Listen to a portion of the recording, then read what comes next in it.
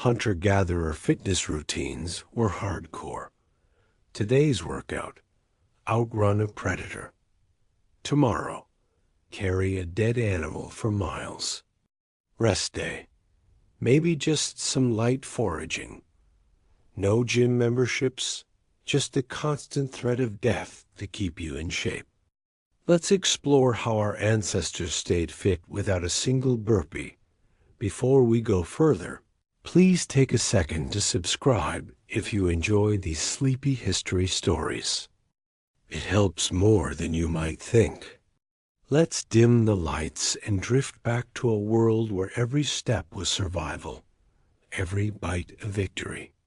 And hey, drop a comment if you're here tonight, where you're watching from, how late or early it is. Now, let's wander those ancient forests together. Your stomach growls before sunrise, but there's no fridge to open, no pantry to raid. Just the cold truth that breakfast won't happen unless you make it happen. Forget pouring cereal. Your first task is finding food that won't kill you. It might take hours. It might take all day. And even then, you could come back with nothing but a bellyful of regret.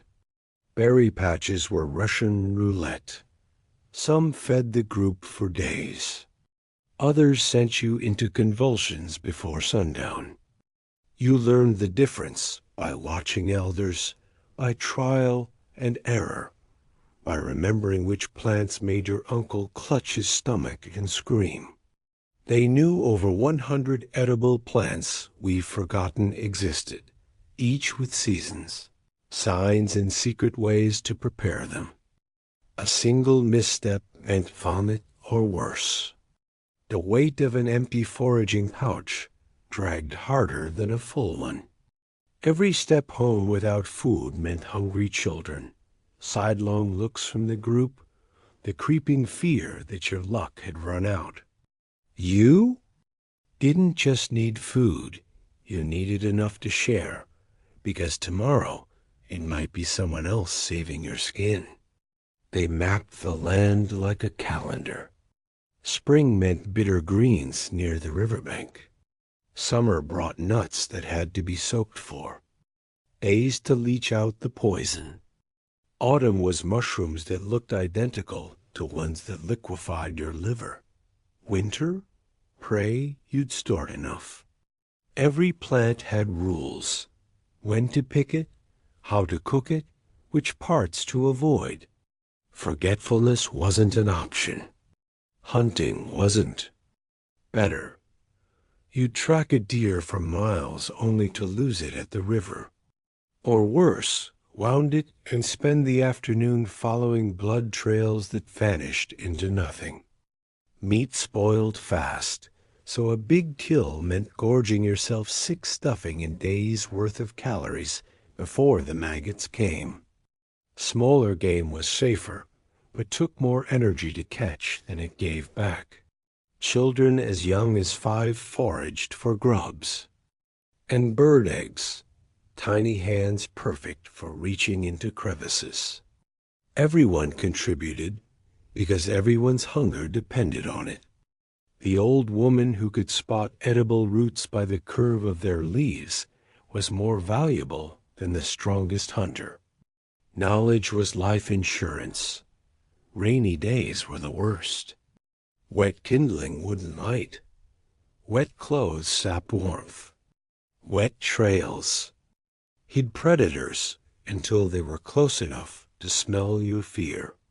You'd chew on leather to quiet your stomach, telling yourself the storm would pass. Sometimes it didn't. They ate bark when times got desperate. Not the nourishing inner cambium that was winter food, carefully harvested. The scratchy outer stuff that shredded your throat on the way down. Better than nothing, but not by much. Starvation left a specific ache, a hollow feeling that started in the gut and spread to your thoughts. Yet they rarely went hungry for long. The secret wasn't strength or speed, it was memory. Grandmothers recalled droughts from 40 years prior, where the last stands of cattails had grown. Uncles mimicked bird calls that signaled ripe fruit. Teens competed to identify plants blindfolded by touch and smell. This encyclopedia of hunger lived in songs, stories, and the silent way elders would pause mid-step to examine a leaf. It lived in the warnings barked at children who reached for pretty berries. Most of all, it lived in the rhythm of movement never, staying anywhere long enough to exhaust the land, but never leaving so late that the next camp would be barren. Food was just the first problem. Shelter came next, and the forest didn't hand that out for free either. You collapse when you can't walk another step, not when you find a perfect spot. There are no walls here, no locked doors, just whatever patch of ground seems least likely to kill you tonight. The forest breathes around you, full of sounds you can't identify. Every rustle could be the wind or something with teeth. You don't get to choose. Sleep studies show they likely napped in shifts, because closing your eyes for 8 straight hours was basically suicide. Someone always stayed awake, listening for the snap of a twig that didn't sound right. Children slept deepest, worn out, from foraging. Elders woke at every noise, their shoulders tense until they identified the source. Teens took middle shifts, fighting drowsiness by poking the fire. Making a bed was its own skill. You didn't just lie on dirt that sucked heat from your body faster than you could make it.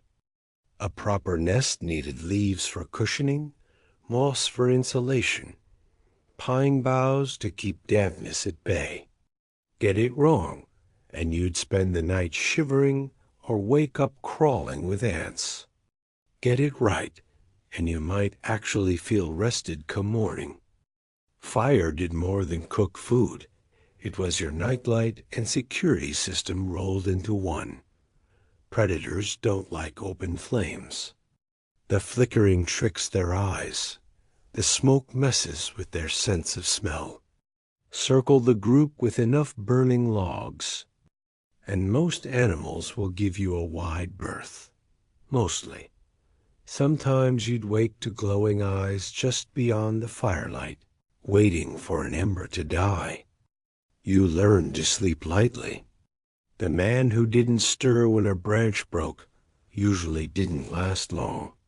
But total exhaustion had its own dangers. Fall asleep too hard, and you might miss the rustle of something big drawing near. Some groups buried hot coals in dirt to create slow-burning alarms. Step on one barefoot, and the yowl would wake the whole camp. Location mattered. The ideal spot had a rock face at your back, so nothing could sneak up behind, near enough to water that you wouldn't die of thirst, but not so close that predators came to drink at dawn. Wind direction was critical upwind of your fire, and the smoke choked you. Downwind, and your scent carried straight to every hungry nose for miles. They reused good sites when possible.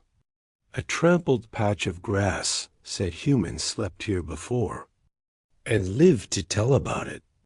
But stay too long, and the latrine area attracted flies. The food scraps drew scavengers.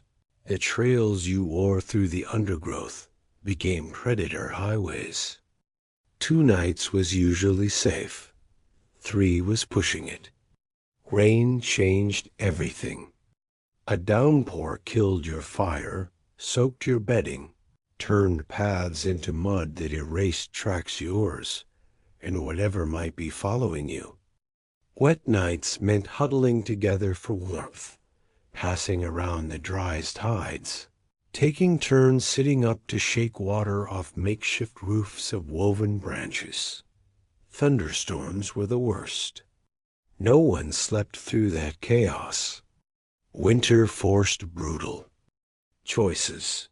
Snow-insulated ground nests better than leaves ever could, but getting the bedding wrong meant frostbite by morning. Some dug shallow pits to trap body heat, lining them with whatever fur scraps they had.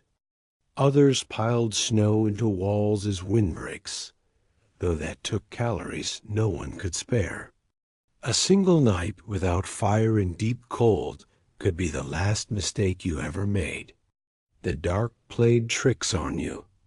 That shadow by the trees might be a wolf or just a stump.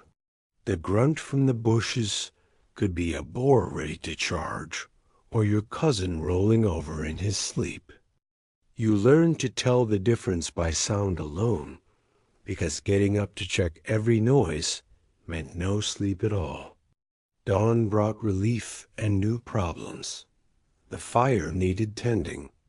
The kids would wake hungry. Any meat left from yesterday's hunt had to be checked for spoilage. You stretched stiff limbs, rubbed grit from your eyes, and listened hard. Was that bird song? Or just the ringing in your ears from another night of half-sleep? Fire made all this possible. Without it, you were just another animal waiting to be eaten. But keeping flames alive took work, and some days that was harder than others. No matches, no lighters, just your blistered hands, and the knowledge that if you couldn't get a spark going, you were in for a miserable night. Fire didn't just cook food. It kept predators at bay, made water safe to drink, and turned poisonous plants into something edible. But starting one from scratch wasn't for amateurs. You needed the right wood. Cedar or willow worked best for the fireboard soft. Enough to grind down, but not so soft it turned to powder. The spindle had to be bone dry, straight as an arrow. Even then, you'd spend what felt like hours twisting it between your palms until your arms burned and your hands cramped.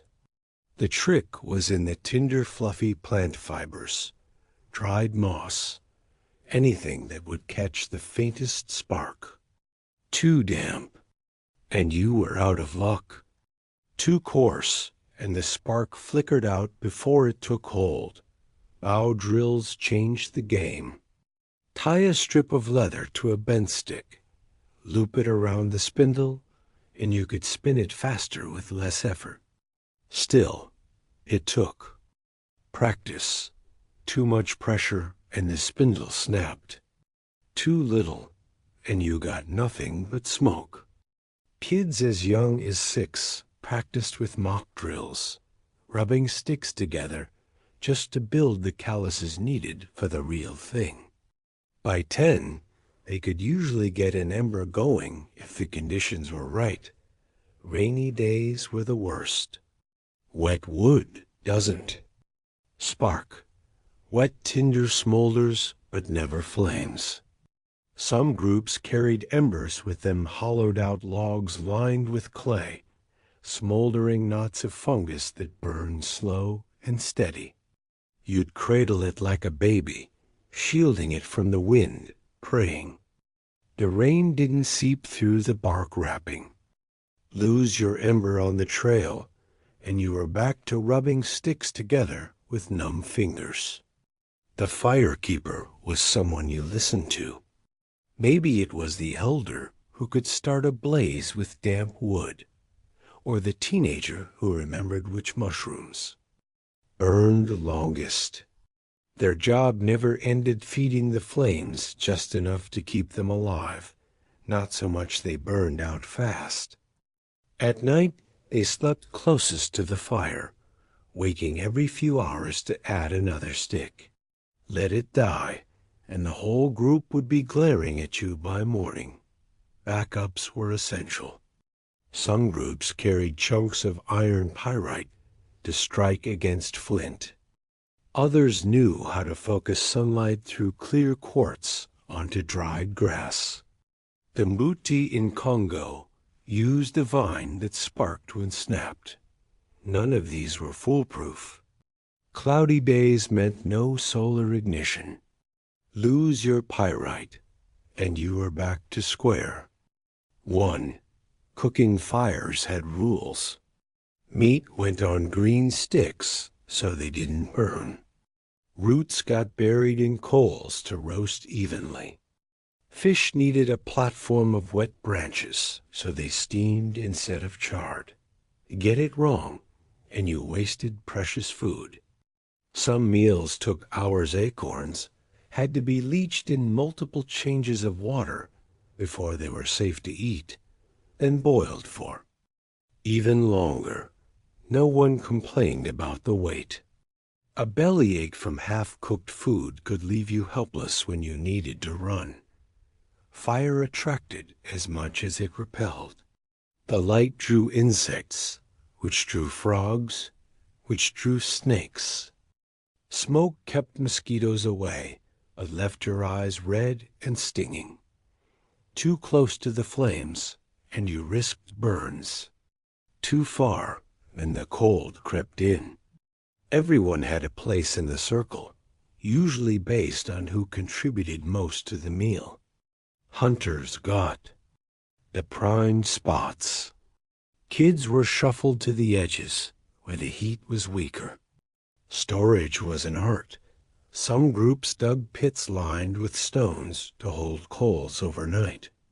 Others wove baskets packed with clay and ash to insulate embers. Travel meant planning carrying. Fire was heavy, but so was starting fresh at each new camp. They timed moves based on how long their embers would last, sometimes walking miles with arms full of smoking logs rather than risk losing the flame. The stakes were high. Let the fire die during a storm, and you might not eat for days. Drop. Your ember carrier crossing a river, and the whole group would be chewing raw meat by nightfall. No one took it lightly. Fire wasn't just a tool. It was the thin line between a full stomach and starvation, between a safe night and something lurking in the dark. But fire solved some problems and created others. The smoke left your clothes stinking. The embers burned holes in your only pair of shoes. And the bugs, oh, the bugs loved it too. Next time you flick a lighter, think about how long you'd last rubbing sticks together in the rain. Then imagine doing it while something howls in the distance, getting closer. Speaking of annoyances, fire couldn't solve the itch that came with living outdoors. Bugs didn't just bite, they moved in and redecorated. You wake up scratching. Not just a little itch your scalp burns. Your armpits crawl. Every seam where clothing touches skin prickles with movement. That's not dirt under your fingernails. Some of it's lice eggs. Some's flea dirt. Rest is just regular dirt, because baths are what happens when you accidentally fall in a river. Lice were family. Genetic studies show human head lice evolved alongside us for millions of years. You didn't get rid of them, you managed them. Women spent hours combing kids' hair with bone picks, cracking nits between their teeth. Men smeared pine resin on their legs to suffocate pubic lice, then ripped the sticky mess off along with patches of skin. Everyone stank equally, so no one complained much. Every water source came with free parasites. That cool stream? Flatworms lurked in shallows, ready to burrow through your skin. That placid pond? Leeches latched onto ankles when you waded in to gather cattails. Still, you drank anyway, chewing wild mint afterward to mask the scummy aftertaste. Thirst beat. Disgust every time. Ticks were worse than lice. They swarmed in tall grass, dropping onto your neck when you brushed past branches. Digging them out left angry red holes that oozed for days. Some groups cauterized bites with hot sticks, better a burn than Lyme disease. No, they didn't call it that. They just knew some tick bites made people feverish and stiff. Your bed was a bug buffet. Moss mattresses housed fleas. Grass-stuffed pillows bred mites. Damp hide blankets grew mushrooms if you didn't air them daily. Kids got ringworm from nesting in leaf piles. The constant scratching meant scars thick, patches on wrists, ankles, behind knees, where nails broke skin again and again. Infections were inevitable. Treatments were brutal. Infected tick bites got packed with crushed garlic despite the burn. Fungus between toes? Hold them over smoking juniper until you coughed from the fumes. Lice infestations sometimes meant shaving. Everyone's head and burning the hair, no exceptions, not even for the proudest hunter. Some plants helped. Rubbing walnut leaves on skin deterred mosquitoes better than anything modern, until the tannins stained your hands brown for weeks. Cedar ash shaken into clothing slowed, but didn't stop fleas. Mint stuffed in sleeping areas confused ticks' sense of smell. Nothing worked perfectly.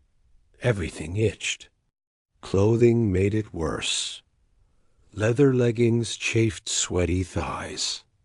Unwashed shirts grew stiff with grease and salt. Winter hides trapped lice next to skin where fire couldn't reach them. The only upside? Fleas hate cold. Snow season brought blessed relief from everything except scalp lice, which thrived year-round. Kids suffered most. Their soft skin wilted easier. Their tiny fingernails couldn't dig out ticks cleanly. They scraped poison ivy across their thighs while squatting to pee. Elders treated them with mud poultices that dried into cracked clay. Masks ripping off hair when peeled away. No one coddled them. Everyone itched, so complaints earned eye rolls, not sympathy. Nighttime amplified everything. Lice grew active in darkness. Bedbugs emerged from hiding. Scratching kept half the awe. Group awake while the other half pretended not to hear. Some slept sitting up to keep bugs off their faces. Others buried themselves in sand, exposing just their noses to breathe. Personal space didn't exist. You couldn't avoid the man with weeping flea bites or the woman whose fungal rash spread down her neck. Children shared lice-infested combs. Lovers exchanged more than affection. Even solitary hunters returned to communities where everyone's parasites mingled freely. The wealthiest had it worst. Chiefs draped in rare furs hosted the rarest fleas. Medicine men who handled owl feathers got bird mites. Skilled sewers working prized, hides contracted ringworm from unprocessed leather. Status just meant different pests. Yet they adapted. Some groups developed resistance to local parasites over generations. Others incorporated scratching into daily rhythms, a mother delousing her child while telling stories, partners picking ticks off each other's backs after hunts. The itch became background noise, like sore feet or calloused hands. They got clever. Smoking hides killed some lice. Hanging. Beds in trees reduced flea transfers. Crushed chrysanthemum flowers sprinkled around sleeping areas repelled mosquitoes better than modern sprays, though no one knew why. Trial and error produced decent compromises between suffering and survival. Still, some days broke everyone. When lice eggs hatched simultaneously, when tick bites oozed yellow pus, when fleas invaded leggings mid-hunt, those were the days people snapped. Grown men wept while women burned their hair in frustration. Kids ran naked into icy streams just for momentary relief. Winter brought respite. Frozen ground killed some larvae. Snow drove rodents and their fleas underground. But thaw unleashed generations of well-fed parasites onto weakened bodies. Spring's first mosquito bites swelled bigger than autumn's because immune systems had forgotten the pain. No one died from itching alone, but infections did kill. A scratched tick bite led to blood poisoning. A flea-borne plague could wipe out villages. Fungal rot invited gangrene.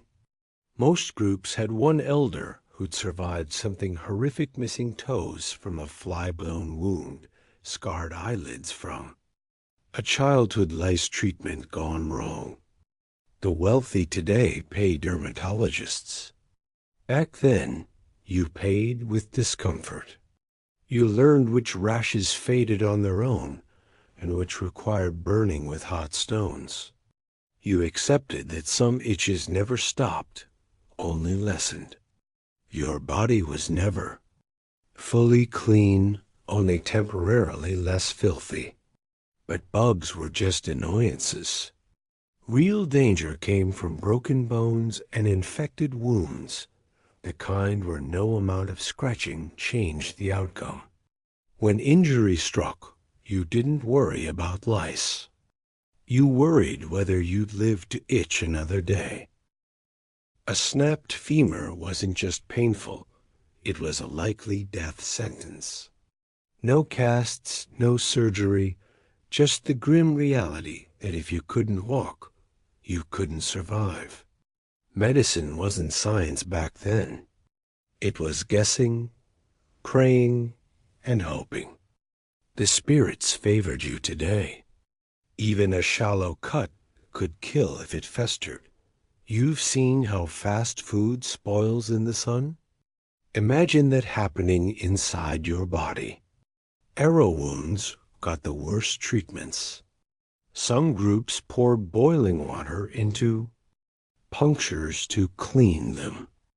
Others packed wounds with moss soaked in urine, believing the acidity killed evil spirits. Tourniquets were strips of leather, tightened until limbs turned purple. The lucky ones passed out from pain before the real suffering began. Infection usually set in within days if the blood loss didn't finish you first. Paradoxically, studies show some hunter-gatherers survived injuries better than early farmers. Their nomadic lifestyle meant less exposure to waste-borne diseases. There, diverse diets strengthened immune systems. But the trade-off was brutal. While farmers could rest injuries in permanent settlements, hunter-gatherers had to move or starve. A sprained ankle might mean being left behind when the group migrated. Abandonment decisions weren't made lightly. Elders who couldn't keep pace were sometimes left with a day's food and a smoldering stick. Mothers carried injured children until their arms gave out, then faced impossible choices. The group's survival outweighed any single life sentimental. Attachments became luxuries no one could afford. Some legends tell of people crawling for miles to rejoin their clans, following trails of crushed grass. Common ailments had creative solutions. Fevers were treated with willow bark tea, the original aspirin. Upset stomachs got doses of charcoal to absorb toxins. Congestion required inhaling steam from boiled pine needles. Everything came from trial and error across generations. One family's cure might be another's poison, so medical knowledge was guarded closer than weapon-making secrets. Pain management was surprisingly advanced. Poppies, henbane, and other narcotic plants were used carefully enough to dull agony, without stopping breathing. Some groups chewed coca leaves during treks to suppress hunger and fatigue. Others brewed psychedelic mushroom teas not just for rituals, but to distract from chronic pain.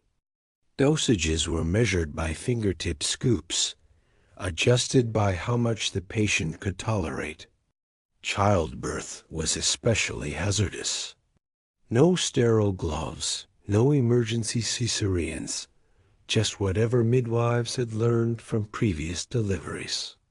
Breech babies were sometimes manually turned with oiled hands. Postpartum hemorrhaging might be staunched with heated stones pressed against the abdomen. Infant mortality rates were high, but survivors tended to be tough as leather.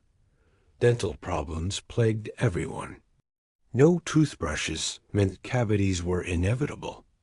Abscesses were treated by prying the tooth loose with a sharp rock, if you were lucky. Some groups frayed twigs into natural brushes and used abrasive ashes to scrub teeth. Others chewed resinous gums they cleaned while sticking fillings into cavities. The oldest skeletons show worn-down molars with surprisingly few infections, suggesting they knew tricks modern dentistry has forgotten. Broken limbs presented impossible dilemmas. Setting bones required precise pressure. Too little, and they healed crooked. Too much, and you damaged nerves. Some splints were made from bark straps stiffened with animal glue.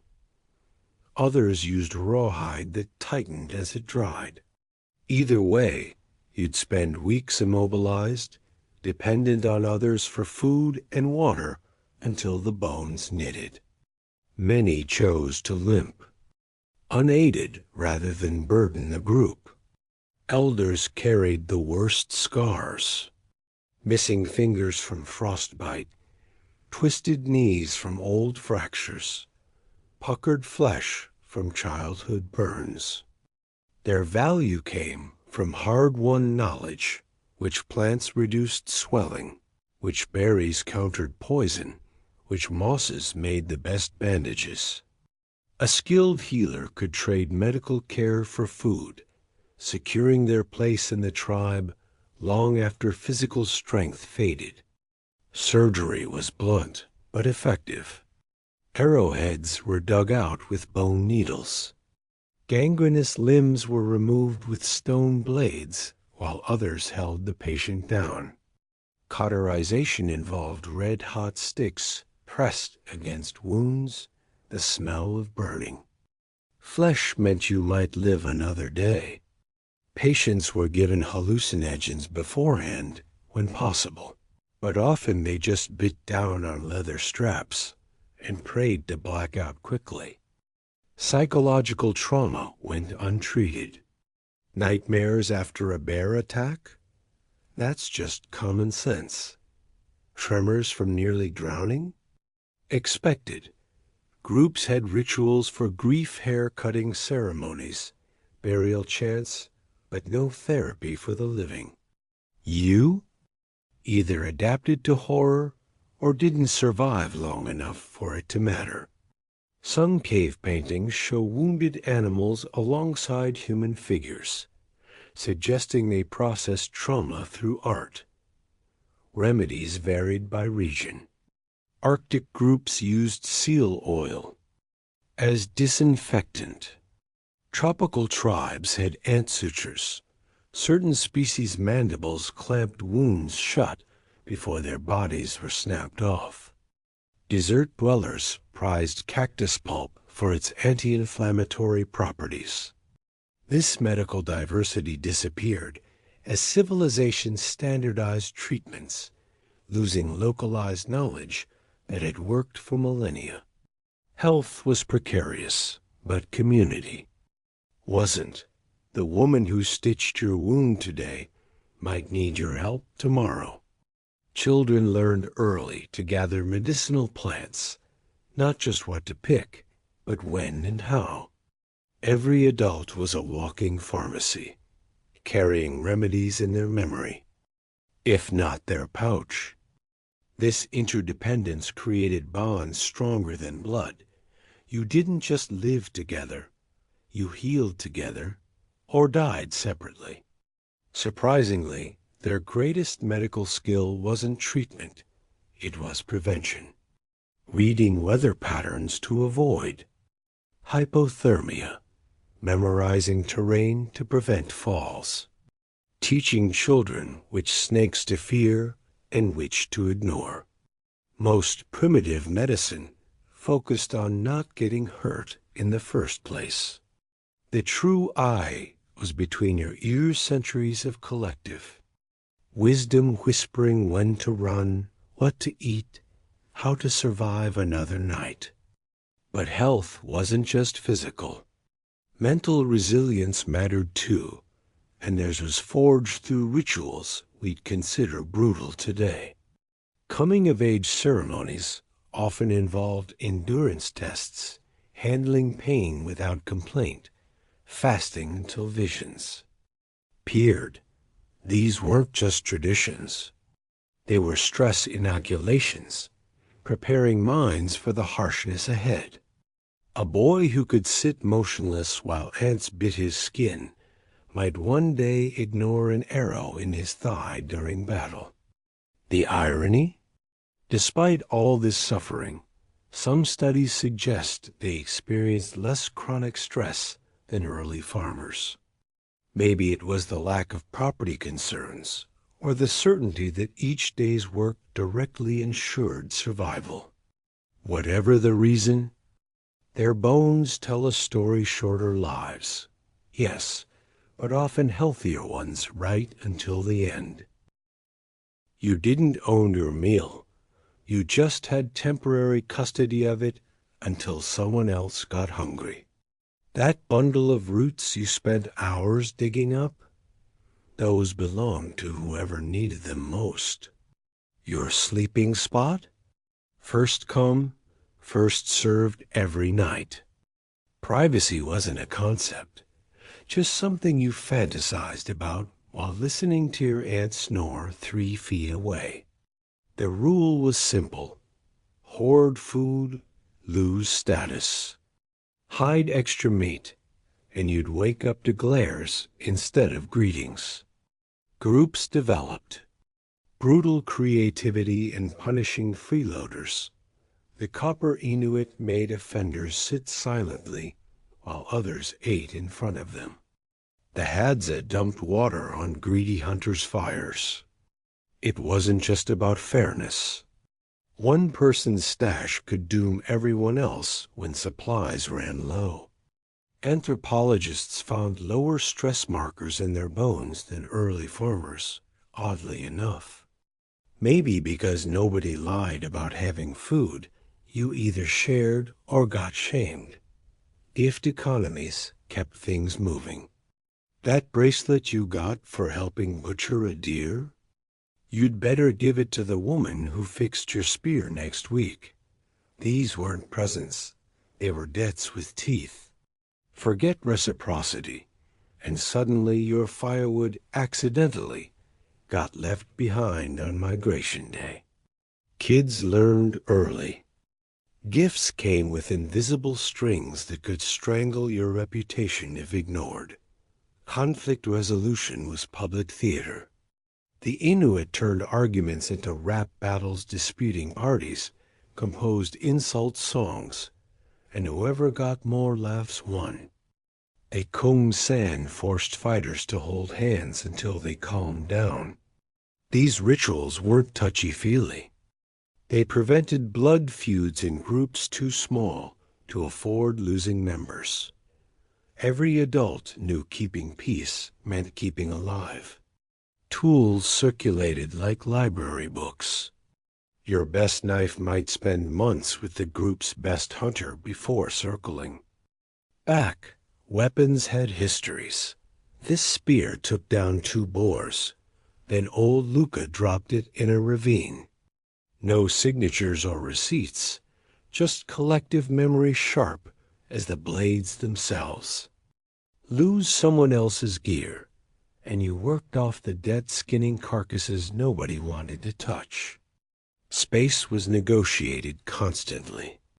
That flat rock was your grinding spot until someone elder needed it. Your hide blanket got folded into a windbreak. If storms rolled in, even body heat got redistributed. Kids burrowed between adults like puppies, stealing warmth from whoever ran hottest. Personal bubbles didn't exist.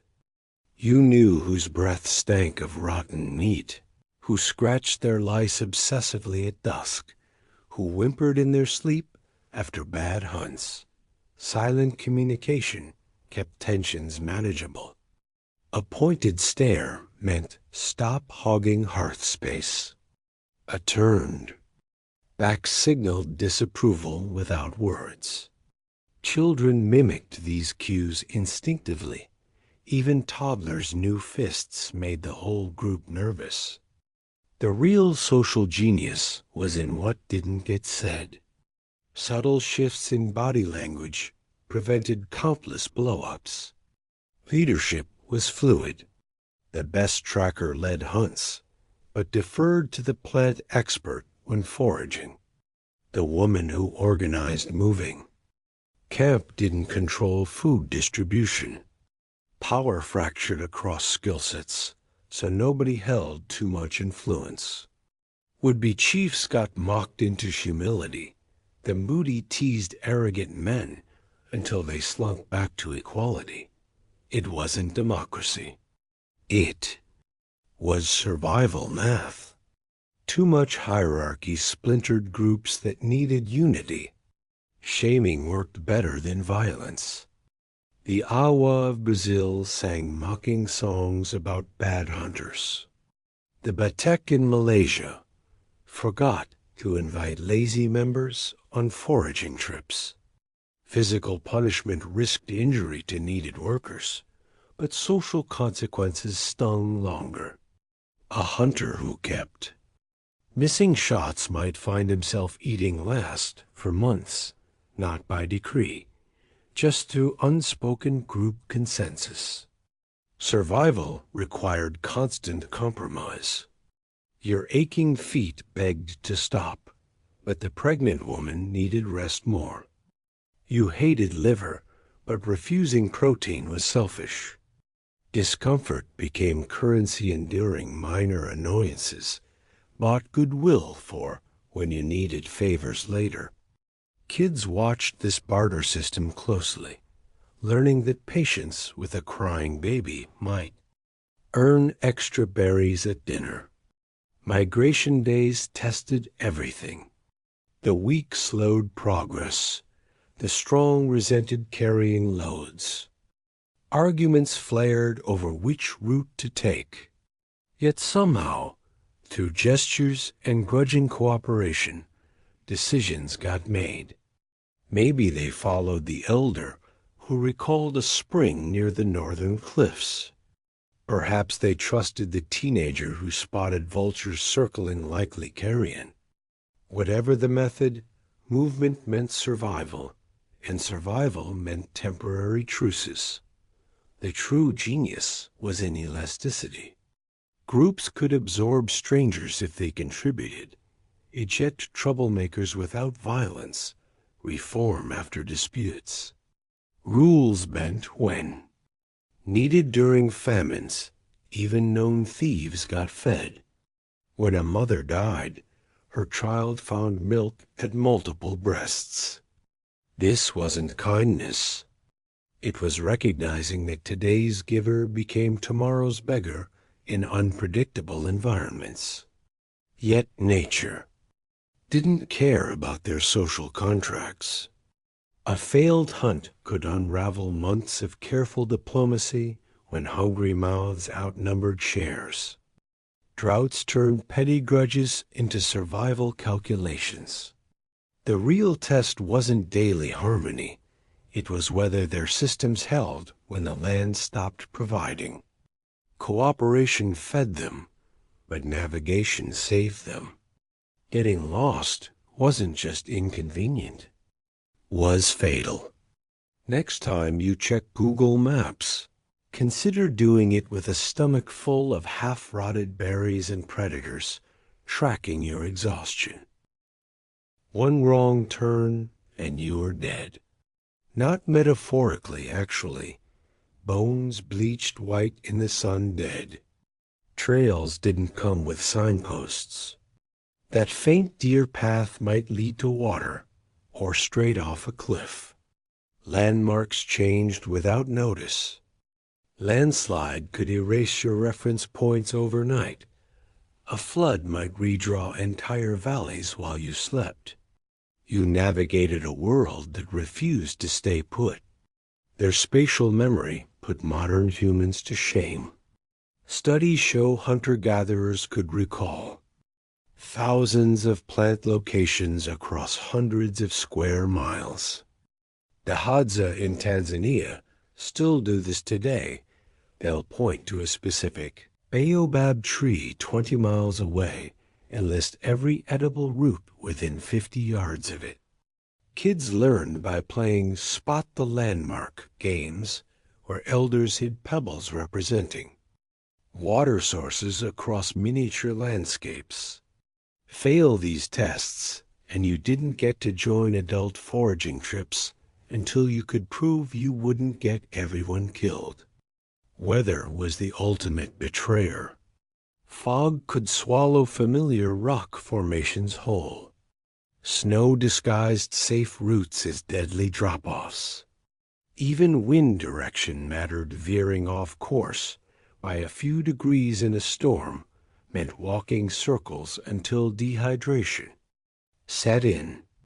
Some groups dropped feather markers during whiteouts, watching which way the gusts carried them to maintain orientation. Others memorized how specific trees creaked in prevailing winds as auditory guideposts. Stars helped, but only if you knew their secrets. The Kong San used Orion's belt to track seasonal shifts in rainfall patterns, not just north-south orientation. Polynesians read wave patterns like road maps subtle. Swells reflecting off distant islands created interference patterns visible for miles.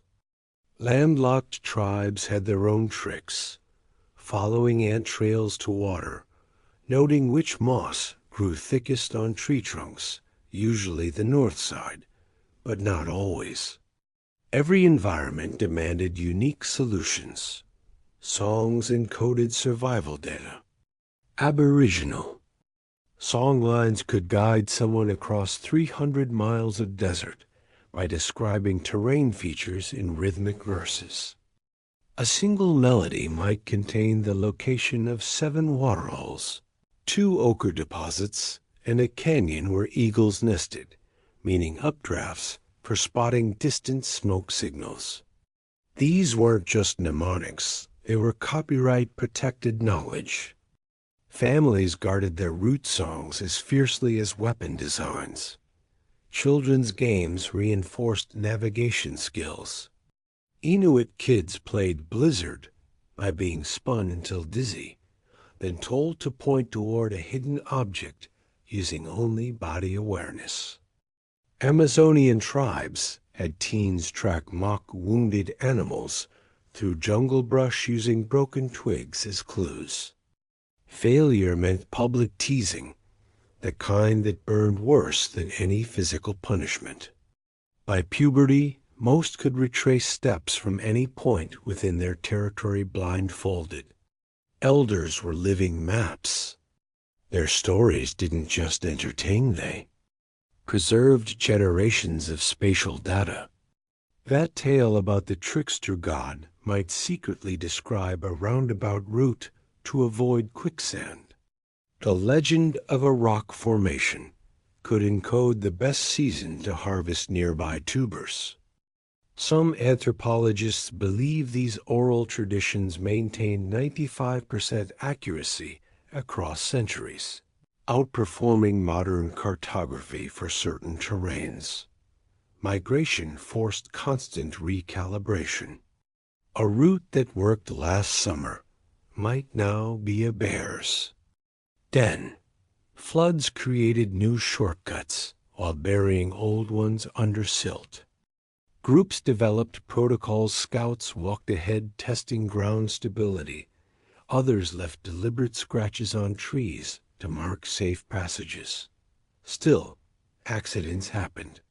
Cave paintings in France show what might be the earliest recorded X marks. The spot maps, possibly memorializing where someone vanished. Disorientation terrified more than predators. Accounts from surviving hunter-gatherers describe panic setting in after just 2 hours of lostness.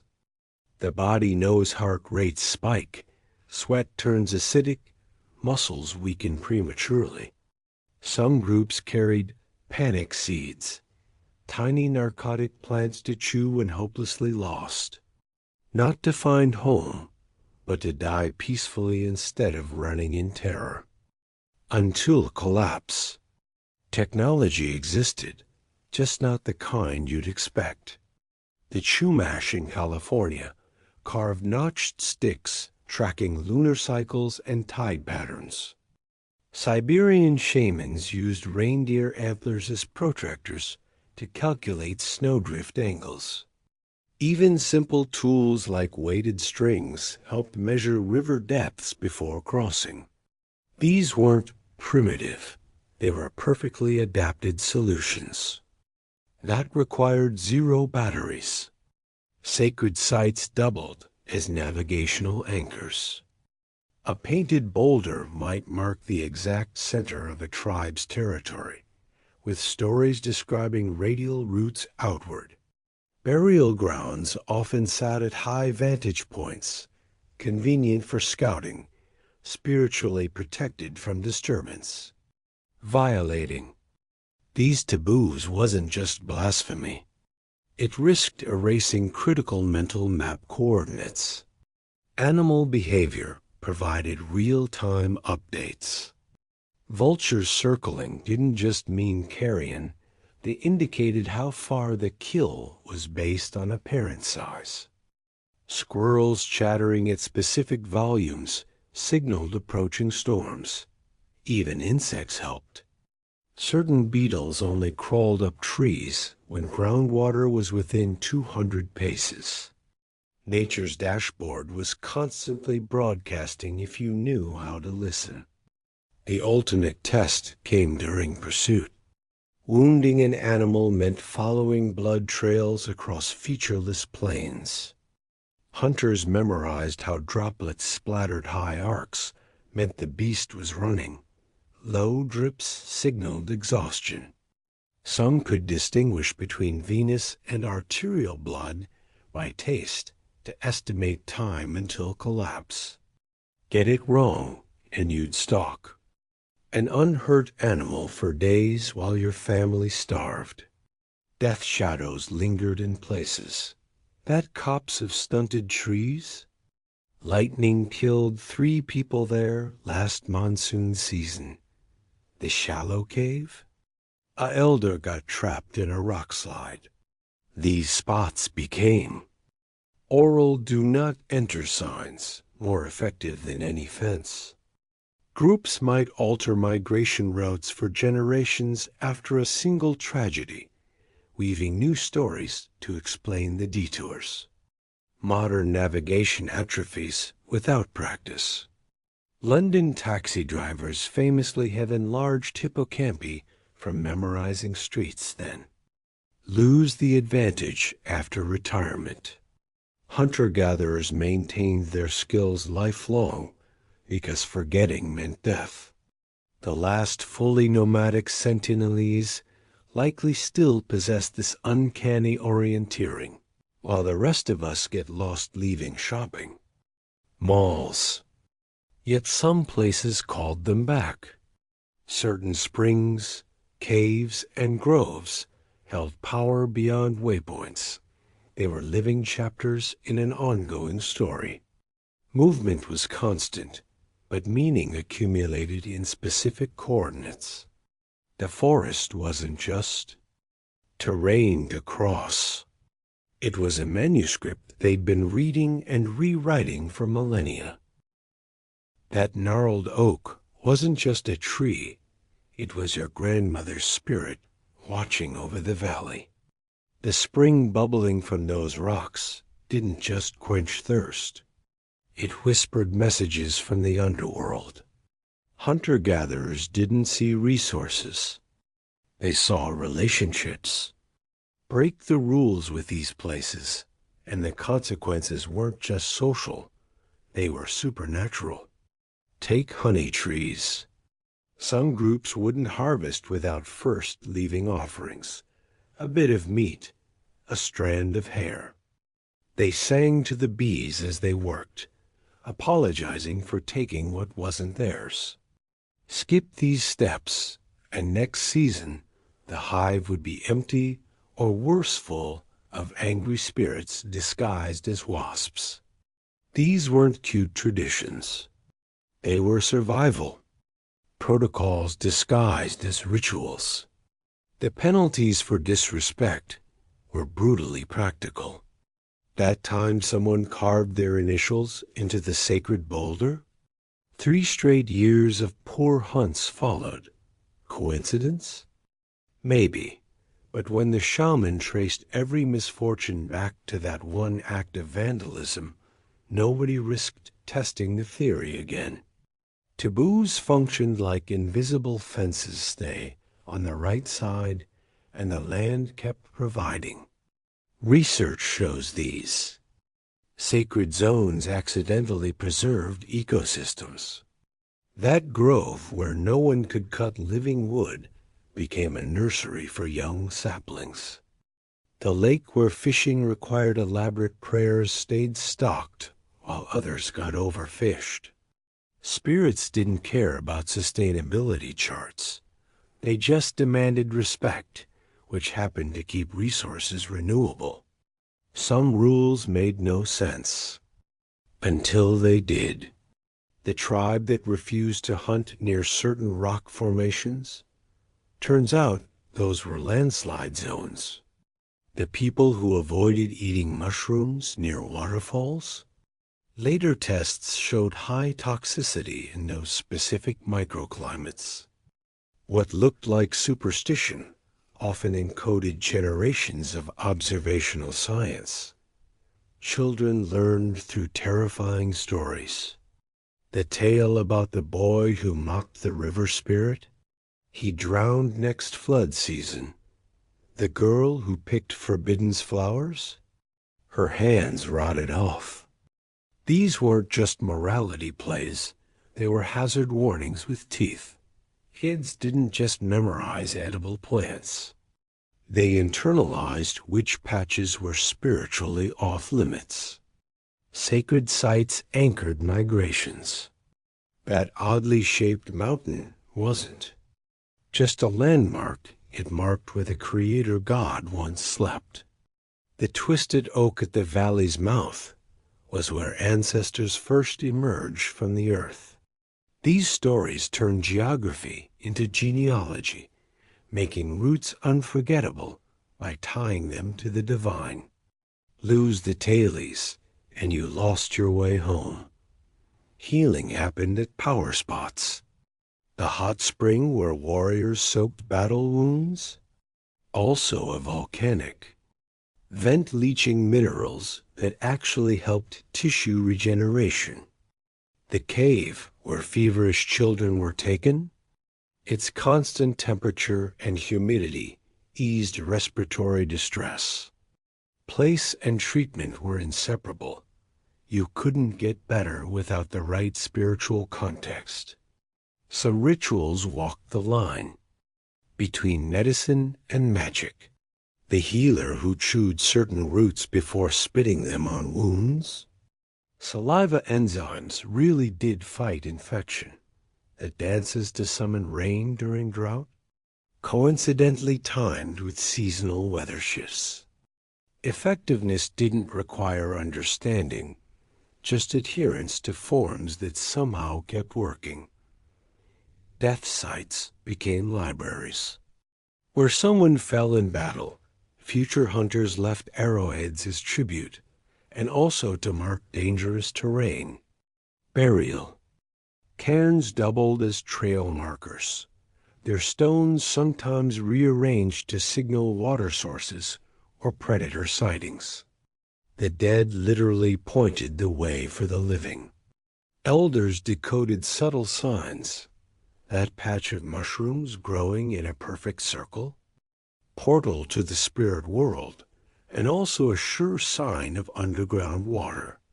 The owl that always hooted from the same branch. Ancestor sending warnings, probably because that ridge attracted lightning strikes. Spiritual interpretations preserved practical knowledge across generations. Violations required elaborate fixes. Accidentally breaking a taboo didn't just mean saying sorry. You might have to fast for days, undergo purification sweats, or gift your best tools to the shaman. The punishments felt arbitrary because the real lesson was absolute caution half measures got people killed in their world. Some sacred sites were traps. That beautiful meadow full of spirit lights? Actually swamp gas over quicksand. The enchanted cave with echoing voices? Just wind channels perfect for ambush predators. Calling these places forbidden was simpler than explaining complex dangers to children. Rituals regulated resource use. A spring ceremony where only unmarried women could collect water ensured the fragile creek bed wasn't trampled by crowds. The rule against hunting young animals near the sacred stones let populations rebound in a de facto wildlife sanctuary. Ecology thrived where spirituality drew boundaries. The psychological benefits were real. Knowing certain places were protected by higher powers reduced decision fatigue. No debating whether to camp near the death cliff. It was simply unthinkable. This mental shorthand freed up energy for more pressing survival calculations. Sacredness had expiration dates. A lightning-struck tree might gain temporary status until it rotted. A spring that dried up lost its protections. Spiritual importance mirrored ecological value. When a place stopped sustaining life, it faded from ritual significance too. Modern eyes see primitive beliefs, but their system worked. No EPA fines stopped overhunting, just the certainty that disrespecting the elk spirit meant starvation. No textbooks taught forest management, just stories about greedy men turned to stone by angry land gods. The forest wasn't just alive to them, it was listening. And it remembered every broken promise, every shortcut taken, every moment of disrespect. Survival wasn't just about skills, It was about staying right with powers greater than yourself. Beliefs shaped their nights as much as their days. After sunset, the rules changed again. Some spirits only walked in moonlight, some taboos lifted. In darkness. The night wasn't just absence of sun, it was a different world with its own laws. The fire crackled low, and that's when the stories began. Not just any tales, the kind where every word mattered, where forgetting a detail could mean losing a lesson your grandchildren might need. Downtime was rare, so when it came, they made it count. You didn't waste precious evening hours staring into flames. You absorbed survival tips disguised as entertainment. Today's binge-watching has nothing on this. Campfire stories were their Netflix, complete with season-long arcs. The epic of the trickster god wasn't just fun. It secretly taught how to identify edible plants that looked like poison. The ballad about the lost hunter encoded weather patterns in its verses. Listen close enough, and you'd realize the hero's mistakes mirrored real dangers someone had died to discover. These narratives were flashcards for staying alive, repeated until every child could recite them backward. Games trained harder than any gym. Kids played Spot the Predator by tracking adults who'd hidden in bushes. Teens competed to mimic animal calls, not just sounds, but entire behavioral sequences. A perfect coyote impersonation might fool real coyotes during future hunts. Even throwing contests had purpose. The best rock skippers often became the best sling hunters. Nothing was just play. Everything built skills someone would need to not die tomorrow. Music wasn't for concerts, it was a tool. Certain rhythms, sensed with digging sticks to make root harvesting more efficient. Chants kept rowing cadence during river crossings. Whistles mimicked bird alarms to signal danger without words. Even lullabies served double duty, their lyrics reminding mothers which herbs helped teething pain. Instruments were few, but vital. A hollow log became a drum to send messages. A bone flute could calm nervous children during thunderstorms. Jokes preserved social order. That bit about the lazy hunter? A warning against freeloading disguised as comedy. The one where the boastful runner trips? A lesson in humility delivered through laughter. Elders perfected the art of roasting public teasing that corrected behavior without violence. Get too arrogant, and you'd find yourself the butt of. Songs sung at every gathering until you reformed. Dance was serious business. Rain dances weren't just wishes. They were timed with seasonal forecasts passed down through choreography. War dances rehearsed battle formations. Even courtship moves had purpose. The best dancers proved coordination needed for hunting. Some groups used specific steps to memorize territory. This shuffle equals 2 days west to the canyon. Your feet could literally hold maps. Art stored information. Those cave paintings weren't just decorations. They marked migration routes, water sources, dangerous animal dens. Handprints signed important sites like living guestbooks. Even body paint had meaning. Certain symbols warded off insects. Others identified skill sets at a glance. A decorated hunter might be advertising. He knew how to treat snake bites. Riddles tested alertness. What runs but never walks? Wasn't child's play, it reinforced awareness of streams that could flash flood. What has teeth but can't bite? Kept kids noticing jagged rocks hidden in grass. Solving these wasn't about cleverness.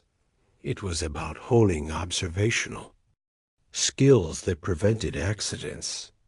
Fail to answer, and you might be stuck gathering firewood alone until you improved. Taboo games taught consequences. Children dared each other to touch forbidden plants, under supervision just enough to learn the sting or rash they caused. Teens held breath contests to practice underwater foraging endurance. Every reckless game had a safety net, allowing mistakes that would be deadly in the wild, but teachable around the fire. Story chains strengthened memory. One person would start a tale about hunting. The next would add terrain details. Another wildlife signs, building narratives like puzzles. Forget an element, and the story collapsed. This wasn't just fun. It trained minds to hold complex environmental data without writing.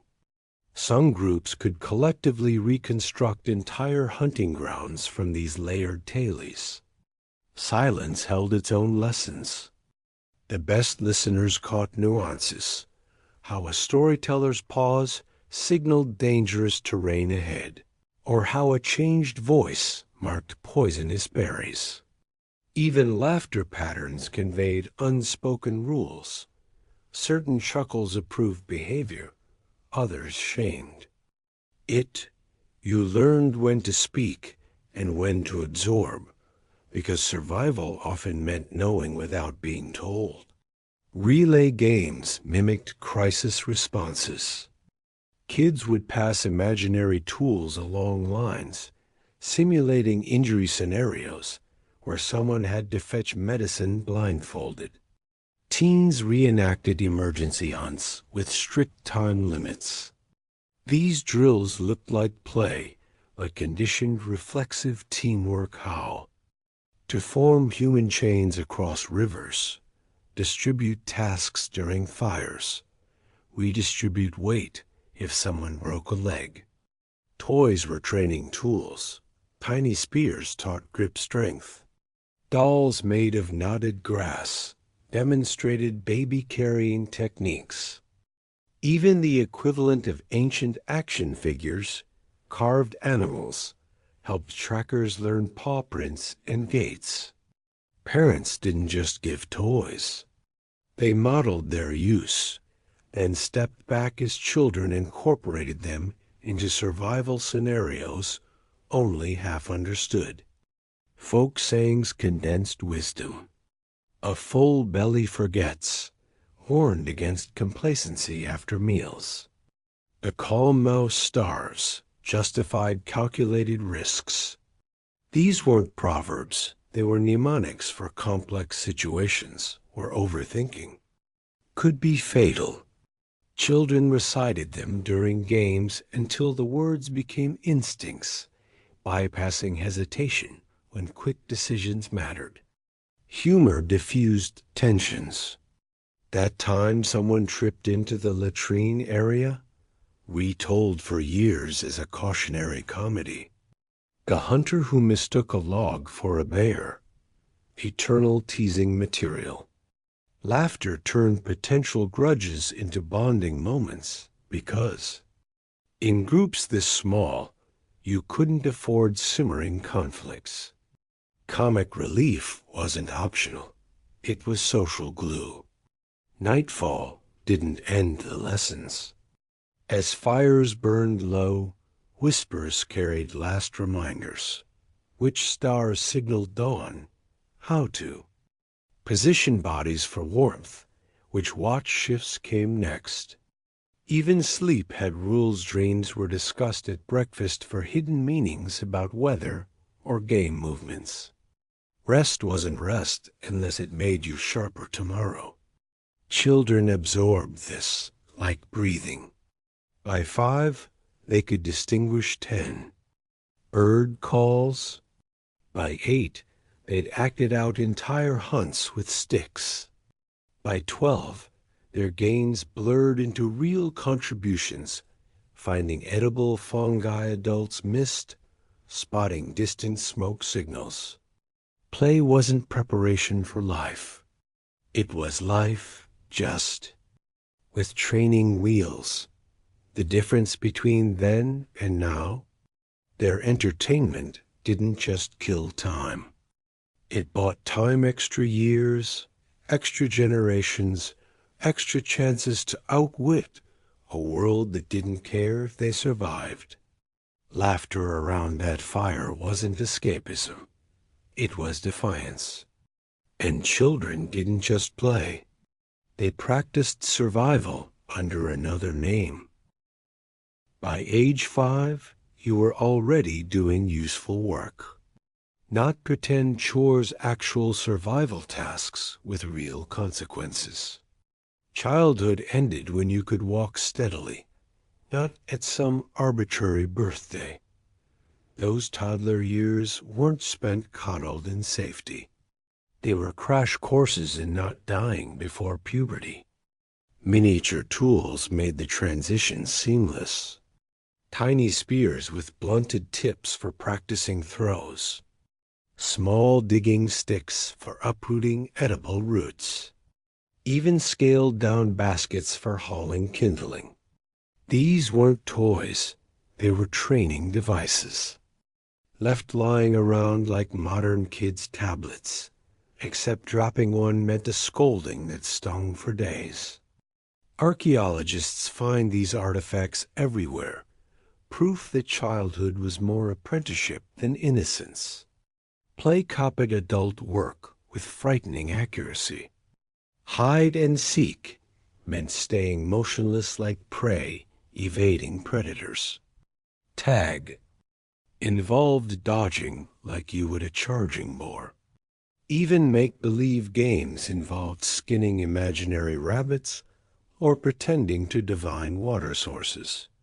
Kids didn't fantasize about being princesses or superheroes. They role-played being competent. Adults who wouldn't starve. Their coordination put modern children to shame. By 6, most could hit moving targets with small stones. By 8, they'd scale trees to collect bird eggs without breaking them. Researchers note their reflexes and spatial awareness surpassed today's youth because slow learners didn't survive long enough to skew the averages. A 5-year-old's ability to spot edible berries in dense brush would shame most adult hikers now. Parents walked a dangerous line. Letting kids forage alone risked losing them to predators or poisonous plants. Keeping them too close meant they'd never learn independence. The compromise was brutal, shadowing children just out of sight, ready to intervene only if absolutely necessary. Many elders had scars from childhood mistakes, bite marks from misjudging snake distances, burns from playing too near fires. These served as living warnings to younger siblings. Education happened in every idle moment. A mother processing hides would name each plant used in tanning. A hunter butchering game pointed out organ functions. Even mealtime was instruction chewing tough meat, built jaw muscles needed for later survival. There were no classrooms because the whole world was one. Discipline came naturally. A child who didn't pay attention went hungry when their own turn came to provide. Dangers were ever present. That game of following ant trails to waterholes, one wrong turn led to snake territory. Collecting pretty stones by the river risked flash floods. Groups tolerated these calculated risks because sheltering kids completely made them liabilities later. The unspoken rule was clear. Better to lose a few children young than raise incompetent adults who doom everyone. Stories did double duty. The tale about the boy who wandered off and got eaten wasn't just entertainment, it mapped real geography with hazard zones. Songs about the lazy squirrel who starved reinforced work ethics through catchy rhymes. Even lullabies contained mnemonics. Which berries caused vomiting, which bird calls signaled predators nearby. Kids absorbed survival manuals through their eyelids as they drifted off. Physical punishments were rare and memorable. A child who wasted food might go without meals until they personally foraged more. One who endangered others got ostracized. For days, exiled to the group's edges during coldest nights. The lessons stuck harder than any beating social survival, mattered as much as physical. Specialization started early. The girl who showed talent plant spotting spent more time with gatherers. The boy who could sit motionless for hours learned. Trapping young. Unlike modern schools forcing uniform curricula, they nurtured useful differences. A group needed diverse skills more than it needed well-rounded individuals. Mock hunts tested readiness. Teens would track adults through forests, getting critiqued on noise levels and route choices. Fail, and you got stuck processing hides for months. Succeed, and you earned a spot on real hunts where mistakes now meant actual starvation for. The group, not just bruised pride. Ceremonies marked transitions, not birthdays. Your first successful kill moved you to adult fires. Your ability to retrace a day's walk blindfolded earned carrying privileges. These weren't celebrations so much as public certifications that you'd stopped being dead weight. The elderly played crucial roles. Too frail to hunt, they became libraries of plant lore and navigational tricks. Grandmothers were particularly valued. Their decades of foraging memories outmatched any young hunter's strength. A single elder's recollection of a long-ago drought pattern could save the whole group. Kids also educated adults. They're sharp. Eyes spotted edible fungi adults missed. Their small hands retrieved eggs from crevices grown-ups couldn't reach. Even their play yielded data the routes they naturally chose often revealed safer paths obscured to taller individuals. Winter tested everything learned. When snow buried the known world, children's spatial memory often proved superior. Those who'd paid attention during games could lead elders to cached nuts or hidden springs. Suddenly, the ones being cared for became caregivers, completing the cycle of interdependence. Childhood wasn't preparation for life, it was life, just at a smaller scale. There was no window between learning and doing, no luxury of theorizing without application. What looked like play to modern eyes was the most serious work of all, practicing to stay alive in a world with infinite ways to kill you. And staying alive got harder when winter buried the trails. Snow didn't just hide paths, it erased whole. Landscapes, turning known territories into lethal mazes where one misstep meant never being found. Survival now depended on memories made during easier seasons, on tricks learned through what had seemed like simple games. Autumn wasn't just pretty leaves, it was a countdown. Every ripening berry, every fattening deer screamed the same message. Winter's coming, and not the cozy Netflix and chill version. The kind where snowdrifts swallow trails whole and hunger gnaws louder than any predator. You didn't have the luxury of seasonal depression, just the brutal math of calories stored versus calories burned until spring. Preservation wasn't optional. It was life insurance. Meat got sliced thin and wind-dried on racks until it turned leathery. Fish were layered between birch bark and buried in cool earth-early refrigeration. Even plant foods underwent transformations. Acorns leached of toxins, then ground into flour that kept for months. These weren't gourmet techniques, they were acts of desperation polished over generations.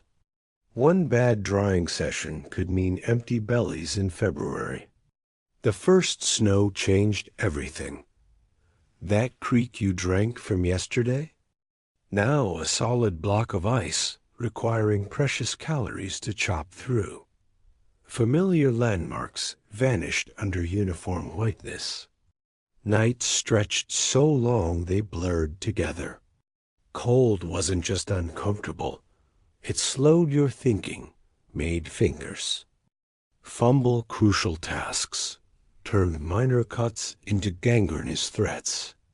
Frostbite didn't care about your survival skills. Winter diets looked meager, but held hidden strengths. Pemmican, a mix of dried meat, fat, and berries, packed more calories per ounce than modern energy bars. Frozen hides boiled into gluey. Broth provided collagen when nothing else was left. Some groups even fermented fish heads underground for winter vitamins we'd now get from pills. Starvation still happened, but less often than you'd think thanks to these ingenious stopgaps. Shelters became survival projects. Semi-subterranean huts used earth as insulation. Double-walled structures trapped insulating air pockets. Smoke holes were precisely sized too big and heat escaped, too small and you suffocated. In truly brutal climates, some dug snow tunnels leading to latrine areas rather than face exposure several times a night. Home wasn't where the heart was. It was where you wouldn't freeze to death by dawn. Prioritization got brutal. The hunter keeping everyone fed ate before the elder with useless arthritis. Nursing mothers got larger shares than childless adults. Teenagers on growth spurts sometimes outranked injured warriors. These weren't cruel choices, just recognition that some bodies mattered more to group survival. Sentimentality died when the snow fell. Kids' roles flipped. Their small hands excelled at threading frozen sinew for repairs. Light frames let them scramble atop fragile ice to retrieve trapped fish. Even their high-pitched voices carried better through blizzards than adult shouts. Winter erased age hierarchies. If you could contribute, you were suddenly valuable regardless. Of years, storage systems amazed. The Inuit buried whale blubber in stone-lined pits where it stayed fresh for months. Forest tribes hung food caches high in trees away from scavengers. Some groups even built raised platforms that used winters. Cold as a preservative, natural freezers months before the first frost. Losing these reserves to animals or spoilage often meant death sentences. Fire took on new urgency. Embers were guarded like gold. Wet wood meant hours of rubbing sticks together with numb fingers. Nights were measured in logs burned for log. Nights were tolerable. 2 log nights meant huddling together for warmth. Some kept fires going all winter rather than risk failing to restart them. The penalty for careless ash disposal? Potentially fatal disapproval from the entire group. Migratory. Patterns shifted. Coastal groups moved inland, where trees provided fuel. River tribes sought places where ice formed thin enough to break for fishing. Mountain dwellers descended to valleys, where wind scoured snow from grazing patches. These weren't trips undertaken. Lightly moving in deep snow burned calories no one could spare, but staying often meant starving. Boredom was dangerous. Idle hands sought warmth near fires, risking burns. Restless minds wandered into poor decisions like venturing out under questionable weather. Elders told stories specifically to keep young men from stupidly testing themselves against the elements. The winter wasn't something to conquer. It was something to endure with cautious patience. Thaws tormented more than deep cold. Melting snow revealed carcasses of animals that hadn't made it tempting, but often disease-ridden. Icy crusts. Cut dogs' paws and children's bare feet. False springs tricked people into wasting reserves only for blizzards to return. The season's end often proved deadlier than its peak, as weakened bodies succumbed to sudden exertion. Some adapted shockingly well. Arctic groups consumed enough vitamin C from raw seal liver to prevent scurvy a trick European explorers wouldn't learn for centuries. Others wore tailored fur clothing with insulating properties outperforming modern synthetics. Their secret? Generations of trial and error where failures didn't get second chances. Archaeology shows their winter camps were models of efficiency. Circular dwellings minimized heat loss. Sleeping areas radiated around central hearths. Even waste disposal followed careful protocols, latrines downwind, but not so far as to endanger users. These weren't primitive arrangements. They were optimized survival systems refined over millennia. The psychological toll was steep. Watching elders weaken first. Listening to babies cry from hunger you couldn't fix. Counting dwindling food. Piles while storms raged outside. Groups developed rituals to maintain morale story cycles, promising spring's return, games distracting from empty stomachs.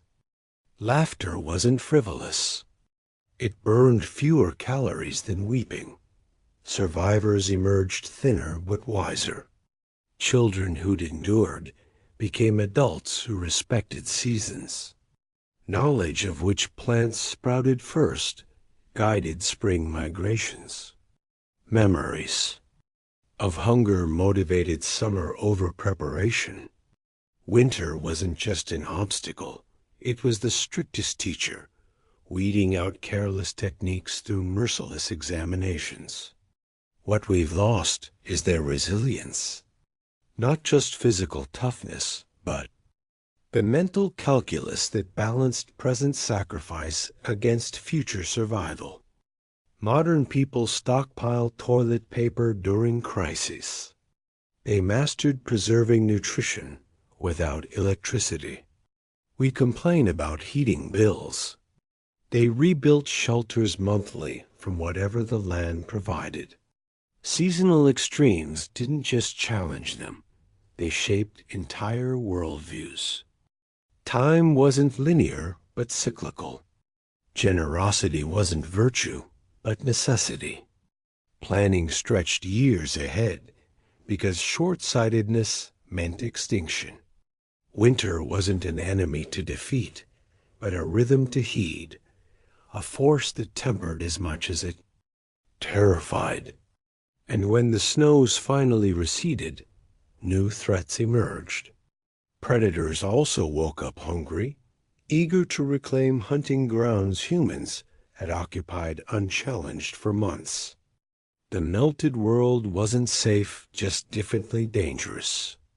Survival didn't get easier come spring. The rules just changed again. That wolf watching you from the tree line? Not a potential pet.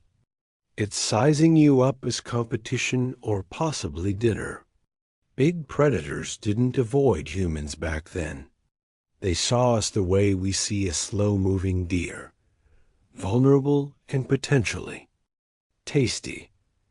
Every meal you caught could attract unwanted guests with claws and teeth.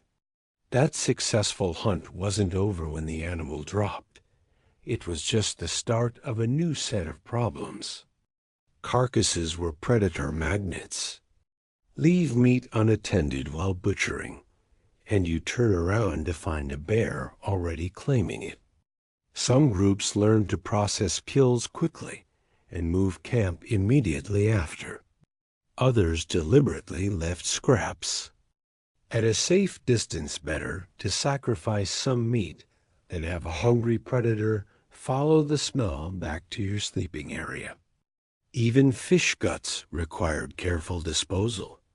Lynx and foxes would gladly raid camps for discarded entrails. Fire helped, but wasn't foolproof. Some predators grew bold enough to skirt just beyond the light's edge. Cave paintings from Europe show unsettling scenes, lions stalking humans around campfires, hyenas lurking near shelters. These weren't just artistic expressions. They were warnings passed down generations. The flickering light made shadows dance in ways that could send you grabbing for spears over nothing, or miss the real threat creeping up silently. Meal times demanded hypervigilance. Eating meant lowering your guard, chewing instead of listening. Groups developed systems some members watched while others ate, rotating until everyone was fed. Children trained to freeze at certain hand. Signals when adults spotted movement in the brush. No one wandered off to eat alone. Isolation was an invitation to become prey. Bears were the worst. Unlike wolves that typically feared humans, bears saw no reason to back down.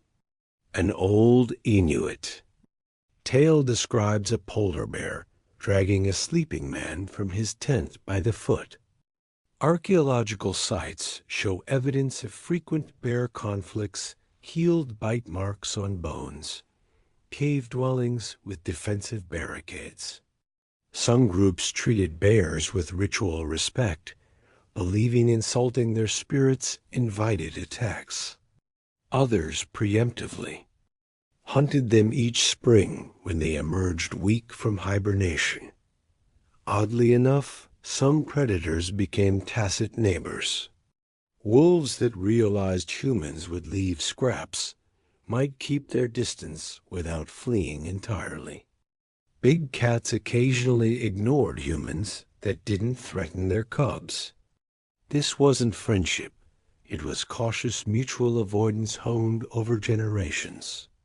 Some African tribes still practice this today, reading lion body language well enough to share watering holes at dawn. Sleep brought special dangers. Without solid walls, nighttime sounds required instant interpretation. That rustling could be wind, or a leopard testing your perimeter.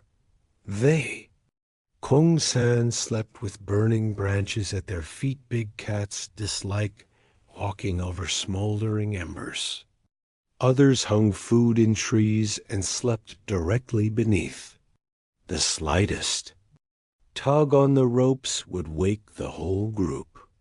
False alarms exhausted people, but ignoring real warnings killed them. Even predators feared other predators. The wolf packs avoided lynx territories, giving humans temporary safe zones. Bears might abandon a carcass if they smelled tigers nearby. Hunter-gatherers learned these hierarchies, using them to predict where danger concentrated. Following wolf. Packs could actually provide safety. Their presence often meant no bears were close. Scavengers posed different threats. Vultures circling overhead betrayed your location to predators below. Hyenas would steal tools as well as food, ruining carefully crafted equipment. Ravens learned to recognize human sleeping patterns, waiting until deep sleep to investigate abandoned meals. Every species had its own tricks, requiring specific countermeasures. Children required constant monitoring. Their high-pitched voices carried farther, potentially attracting curiosity. Their small size made them ideal targets for eagles and large owls in some regions. Groups kept them centrally located at night, with adults forming protective outer rings. Even teenage initiates had to prove they could move silently before joining hunting parties. One clumsy step could bring disaster. Weapons stayed within reach at all times. A spear left leaning against a tree might be too far away when needed. Some slept with knives strapped to their wrists, not for fighting predators necessarily, but for cutting leather bindings if dragged. Bows required careful maintenance. Wet strings or warped wood could fail at critical moments. Every tool had to be functional around the clock. Defensive tricks evolved regionally. Arctic groups built spiked ice walls around camps to deter polar bears. Jungle tribes smeared clay on their skin to mask human scent from jaguars. Desert nomads slept in rocky crevices too narrow for lions to enter. Each environment demanded specialized knowledge passed down through trial and lethal error. Oddly, predation pressure may have shaped human evolution itself. Our upright posture gives better visibility in tall grass. The ability to throw objects accurately useful for scaring off predators before we developed advanced weapons. Even our shoulders rotate in ways that let us climb trees quickly when needed. We didn't just learn to live with predators. Our bodies adapted to the constant threat. Rituals helped manage the psychological toll. Some groups believed wearing predator teeth granted protection. Others performed dances, mimicking animal movements to steer predatory attention away. Whether spiritually effective or not, these practices gave people a sense of control in an uncontrollable environment. The true skill lay in differentiation. Not all growls meant attack, some were warnings to back off. A bear standing on hind legs might be curious rather than aggressive. Wolves following at a distance could be assessing rather than hunting. Misreading these cues meant wasted energy or fatal hesitation. The best hunters weren't just good at killing, they were better at predicting what didn't need to be fought. Predators weren't the only danger for wildlife, but they were the most immediate. Every foray beyond camp required weighing risks against rewards. That thicket might hold berries, or a napping lion. That river bend could provide fish, or conceal a crocodile. Survival meant navigating relationships with creatures that saw you as part of the food chain, nothing more. Yet these same creatures provided essential resources. wolf furs for warmth, lion tendons for bowstrings, bear fat for lantern fuel. The line between threat and resource remained thin, requiring constant recalibration. Respect didn't mean affectionate. It meant understanding how to stay alive in someone else's dining room. Health came next in this precarious existence. Those who avoided being eaten still faced countless invisible threats, microscopic ones that killed just as effectively as any predator's jaws. No emergency rooms, no antibiotics, yet hunter-gatherers often had stronger bones and better teeth than early farmers. Their secret wasn't magic, it was movement and variety. You walked miles daily, ate dozens of different plants, and never sat still long enough for modern diseases to take root. But one infected cut could still kill you in days. Dental records tell the story. Hunter-gatherer skulls show less tooth decay than early agriculturalists. No sugary grains, no processed carbs, just fibrous roots scrubbing your teeth clean as you chewed. Their diets included over 100 different plants, each with unique nutrients. One day you're gnawing tough meat for jaw-strengthening protein. The next you're sucking marrow for iron. Variety wasn't a choice. It was insurance against deficiency. Active lifestyles prevented chronic issues we face today. No chairs meant no back problems from sitting 8 hours straight. Constant foraging kept osteoporosis at bay. Your bones remodeled daily under the stress of carrying loads and climbing terrain. Even their feet were healthier. Barefoot walking strengthened arches most modern shoes weaken. But this fitness came at a cost. Wear down your joints by 30, and you'd be limping by 35 with no painkillers beyond willow bark tea. Herbal remedies worked sometimes. That poultice of crushed yarrow leaves actually stanched bleeding fairly well. The mushroom tea that made feverish patients hallucinate probably distracted them from deadly infections. Trial and error identified plants that reduced swelling or eased diarrhea. Knowledge guarded closer than weapon designs. Yet for every effective treatment, a dozen were pure superstition, like packing wounds with dung to scare away evil spirits. Infections were the great equalizer. That thorn prick while gathering berries could swell into sepsis within days. A toothache meant agony until the root died, or you did. Childbirth complications killed mothers routinely. Their bodies were resilient until suddenly they weren't a single misstep between health and death. Skeletons reveal healed fractures, alongside evidence of abscesses that likely proved fatal. Seasons dictated well-being. Spring brought fresh greens, reviving vitamin-starved bodies. Summer's abundance fattened everyone for leaner months. Autumn was frantic preservation, smoking, drying, fermenting.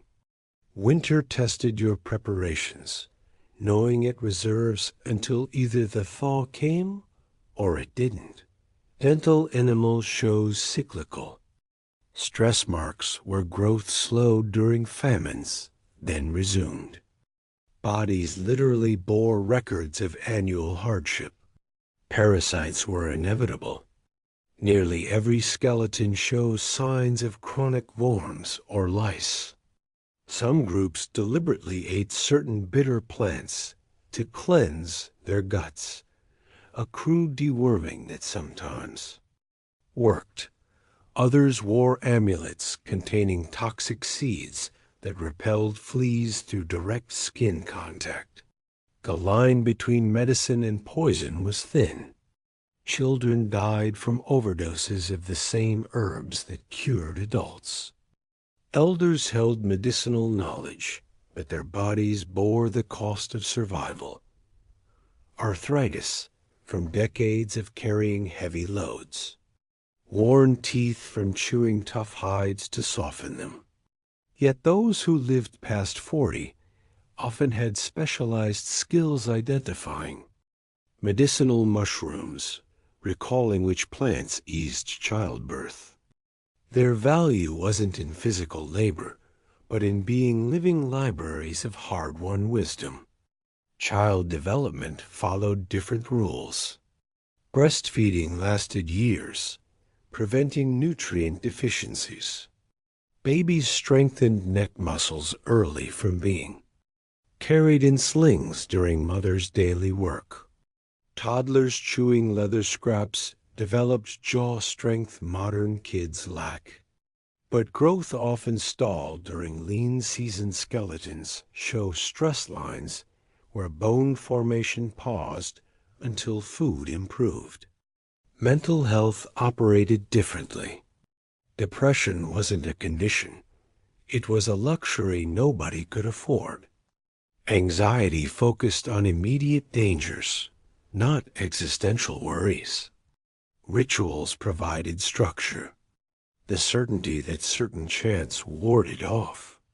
Evil spirits likely reduced real stress, even if the magic was imaginary. Communities were too small for loneliness, though grief over lost children was ever present. The hunter-gatherer paradox. Physically robust yet perpetually vulnerable. Your muscles might be stronger than any gym rats, but a twisted ankle could mean starvation.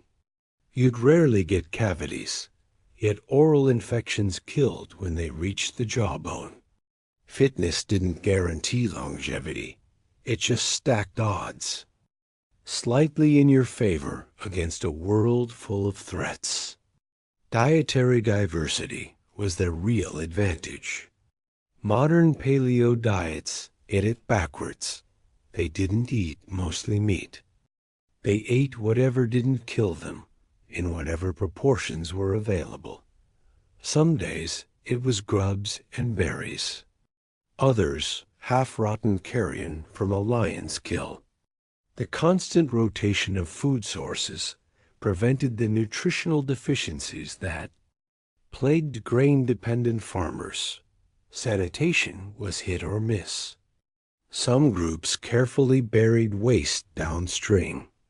Others simply moved camp frequently enough that old latrine areas became someone else's problem. Water sources were often contaminated, yet certain clays used to line baskets actually filtered some bacteria and accidental purification system. Sleep patterns followed natural light.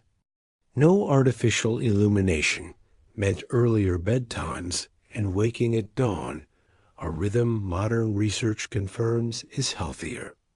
But nights were often interrupted for fire tending or predator watches, leading to segmented sleep that might actually have been more natural than our consolidated 8-hour blocks. The true health secret was adaptation. Their bodies adjusted to feast and famine cycles we'd find unbearable. Children's growth could pause during scarcity, then resume when food returned. Adults could function on fewer calories than modern humans require. Even their gut microbiomes were likely more diverse from constantly encountering new plants and microbes. We've traded their resilience for convenience.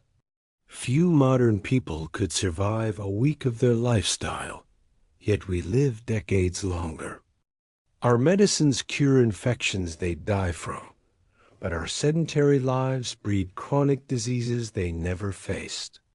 The trade-off seems fair, until you realize they rarely suffered obesity, diabetes, or the existential boredom of cubicle life.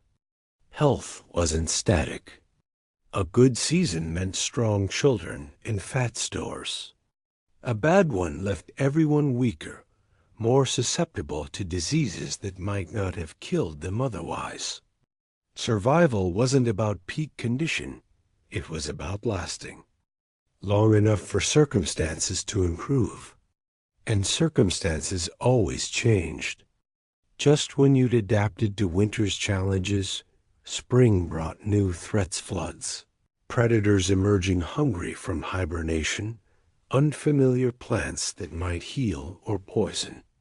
The body that survived wasn't the healthiest by modern standards, just the most adaptable to whatever came next.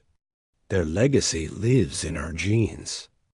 Modern humans still carry DNA, optimized for varied diets and constant movement. Our bodies remain puzzles, half adapted to their ancient rhythms, half struggling with our new sedentary abundance. Maybe that's why we romanticize them, not because their lives were easier, but because their struggles made biological sense, in ways ours often don't. Yet for all their resilience, their minds faced constant strain, not from existential dread, but from the unrelenting calculus of risk versus reward that governed every decision. Tomorrow's meal was never guaranteed, and that uncertainty shaped everything from social bonds to spiritual beliefs. Tomorrow's breakfast wasn't just uncertain, it might not exist at all. Every day began with the same unanswerable question. Would you find enough to eat, or would you spend the evening gnawing last week's discarded bones? Yet somehow, evidence suggests they experienced less chronic stress than early farmers. Their secret wasn't ignoring reality, it was accepting impermanence as fact. Abandonment rituals reveal this mindset. When someone grew too weak to travel, groups didn't waste energy on false hope. They'd leave the sick person with a small fire and whatever food could be spared, saying prayers for swift passage to the afterlife. These weren't heartless acts. They were brutal acknowledgments that survival required moving forward. The dying often participated willingly, knowing their burden endangered others. This acceptance of mortality seems shocking until you realize they'd spent lifetimes practicing for such moments. Natural cycles provided stability in chaos. The certainty that salmon would run upstream each summer, that certain berries ripened. After the first thunderstorm, that geese migration signaled coming frosts. These patterns became psychological anchors. Unlike farmers worrying about unpredictable crop failures, hunter-gatherers trusted nature's rhythms even when times were hard. Winter hunger hurt, but knowing spring greens would eventually return made it bearable. Communal living buffered individual stress. Your personal hunger mattered less when everyone shared equally. If you failed to catch game today, someone else's success fed you. This interdependence created safety nets, not perfect, but enough to prevent the crushing isolation of facing starvation alone. Early farmers, tied to specific plots of land, lacked this flexibility. One drought could doom an entire settled community, while mobile groups simply moved to where food remained.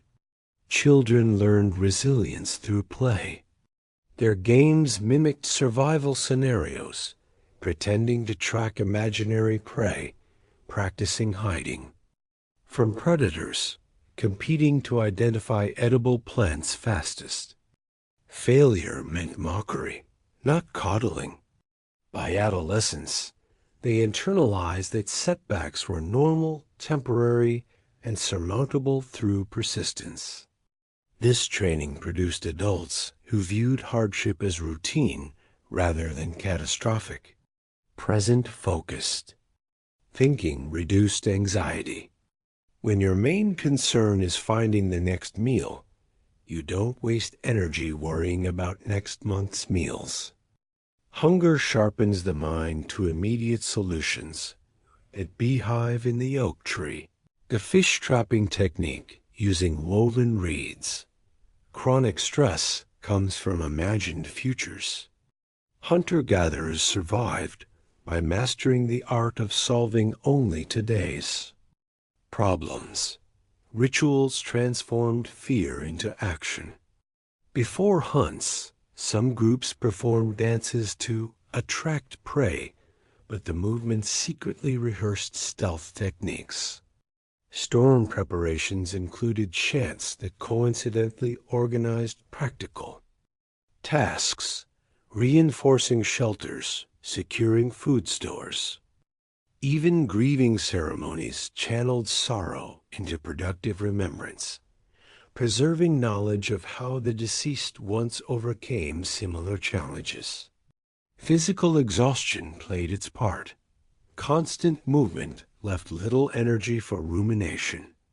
You fell asleep quickly despite worries because your body demanded rest. A farmer lying awake fearing locusts didn't face the same physical depletion. His mind had space to spiral. Hunter-gatherers' fatigue was a built-in mental health safeguard. Their worldview accepted suffering as inevitable. Broken bones healed crooked or not at all. Children died frequently. Starvation seasons came and went. Rather than raging against these truths, they developed stories explaining pain as natural. Price for being part of the world rather than its master. This philosophical framework made hardship easier to bear than our modern expectations of comfort. Oddly, uncertainty bred gratitude. Finding an unexpected beehive felt like winning the lottery. A successful hunt prompted celebrations outlasting the meat itself. Because nothing was guaranteed, everything felt like a gift. Early farmers, with their predictable harvests, lost this heightened appreciation for life's small victories. Social accountability prevented despair. Giving up meant failing the group, not just yourself. The shame of being the weak link motivated people through impossible situations. 1. Kong Man, left for dead after a lion attack, crawled for days to rejoin his tribe, not for his own sake, but because his survival skills were needed to protect others. Flexibility reduced frustration. When the river flooded, they fished elsewhere. When berries failed, they hunted harder. Unlike farmers tied to failing crops, hunter-gatherers could pivot completely when plans collapsed. This adaptability minimized the psychological toll of setbacks. If one solution failed, 10 others remained. Their mindset seems alien today. We panic when grocery stores run low on quinoa. They shrugged when entire food sources vanished for years. Yet somehow, bone analyses show they experienced less cortisol-related damage than early agriculturalists. The very uncertainty that should have broken them became the crucible forging unshakable resilience. Perhaps their greatest psychological trick was redefining success. Living through the winter was victory. Watching children survive to adulthood was triumph. Finding joy in a shared meal after days of hunger was enough. Modern minds obsessed with progress and accumulation might call this settling, but their bones tell a different story. This acceptance of life's fragility shaped everything from child rearing to spiritual beliefs. Kids learned early that crying wouldn't make food appear. Shamans offered guidance, not miracles. The universe wasn't fair or cruel, it simply was. Survival depended on adapting to its rhythms, rather than demanding it adapt to yours. Yet for all their resilience, they weren't emotionless. Cave paintings show wounded animals alongside human figures, perhaps processing trauma through art. Burial sites reveal careful positioning of bodies, suggesting grief behind the practicality. Their strength wasn't in suppressing fear, but in carrying it lightly enough to keep moving forward. Ultimately, their psychology may hold lessons for our anxious age. Not that we should abandon modern comforts, but that we might reconsider our relationship with uncertainty. Their lives were hard, but not unhappy, precarious, but not paralyzed by worry. In a world where nothing was guaranteed, they found a way to live fully anyway, one unpredictable day at a time. That lazy afternoon under the tree wasn't wasted time, it was survival math. Every moment of rest meant calories saved, muscles repaired, and energy conserved for when it really mattered. You didn't lounge because you felt like it. You lounged because pushing too hard today could mean collapsing tomorrow. Rest was never accidental. It was as calculated as the hunt itself. The midday shade break was serious business. When the sun climbed highest, sensible people stopped moving. Not just for comfort, though, that helped, but because sweating away precious water and energy made no sense. Some groups even had rules about working during peak heat. Violate them, and you'd face disapproval stronger than any boss's reprimand. These pauses weren't optional. They were mandatory maintenance for bodies that couldn't afford breakdowns. Research shows their activity patterns matched optimal energy expenditure perfectly. They didn't jog for fun or lift weights unnecessarily. Every motion served a purpose, carrying food back to camp, digging roots, preparing hides. Then came the recovery, sitting while processing materials, lying down while stories were told, moving slowly between tasks. Their days looked lazy to modern eyes, but this rhythm kept them functioning for decades without burnout. Social bonding happened in these idle hours, and it wasn't just small talk. Elders repaired tools while teaching teens the finer points of flint knapping. Women sorted gathered plants and explained which parts cured headaches. Even children's games doubled as skill-building, weaving grass mats that adults might later use, mimicking animal calls for future hunts. Rest time was school time, just without the desks. The balance between action and stillness was delicate. Rest too much, and you'd starve. Work too hard, and you'd collapse when the group needed you most. Hunter-gatherers became experts at reading their own limits. That slight tremor in your hands after hours of digging? Time to switch to lighter tasks. The way your vision blurred after stalking prey for miles? Signal to someone else to take over. They listened to their bodies with an attention we've mostly lost. Summer demanded different rhythms than winter. Scorching afternoons meant longer breaks in whatever shade could be found under rock overhangs, beneath broad-leafed trees, sometimes just huddled under propped-up hides. Winters allowed more continuous work, But the cold brought its own need for careful pacing.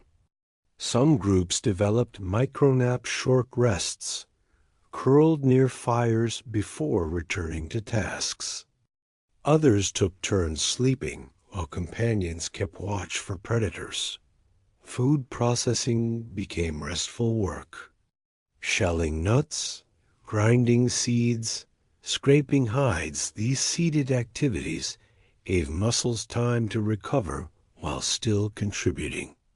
Even the way they ate conserved energy, chewing tough meat slowly, sharing meals over hours rather than rushing. Every aspect of their downtime was optimized, turning what looked like leisure into productive recovery. Children learned these patterns early. Toddlers weren't forced to march for miles. They rode on hips or played near camp while adults worked. Teens alternated between helping and resting, their growing bodies needing more breaks than mature hunters. Elders slowed the pace for everyone, their experience in energy conservation becoming the group's safety net. Age wasn't just respected, it was crucial for maintaining the right tempo. The rhythm extended to multi-day cycles too. After a big hunt came days of lighter work processing the kill, making repairs, telling stories about the chase. Following a fruit-gathering expedition might be time spent drying extras and resting sore arms from reaching branches. Activity and recovery spiraled together in patterns that kept everyone functional long-term. Modern exercise science would approve their methods. Alternate hard days with easy ones. Listen to your body's signals. Focus on functional movement over arbitrary workouts. But they didn't need research studies. Their survival depended on getting it right. Fail to rest enough, and you'd be too weak to hunt tomorrow. Rest too much, and you'd watch others eat while your stomach cramped with hunger. Nighttime brought enforced rest, but even then it wasn't passive. Some kept watch while others slept. People stirred frequently to add fuel to fires or check for dangers. Dreams were discussed in the morning for omens about weather or game movements. Sleep wasn't an escape from survival. It was another part of the system, as purposeful as waking hours. Their secret wasn't in the exertion, but in the recovery.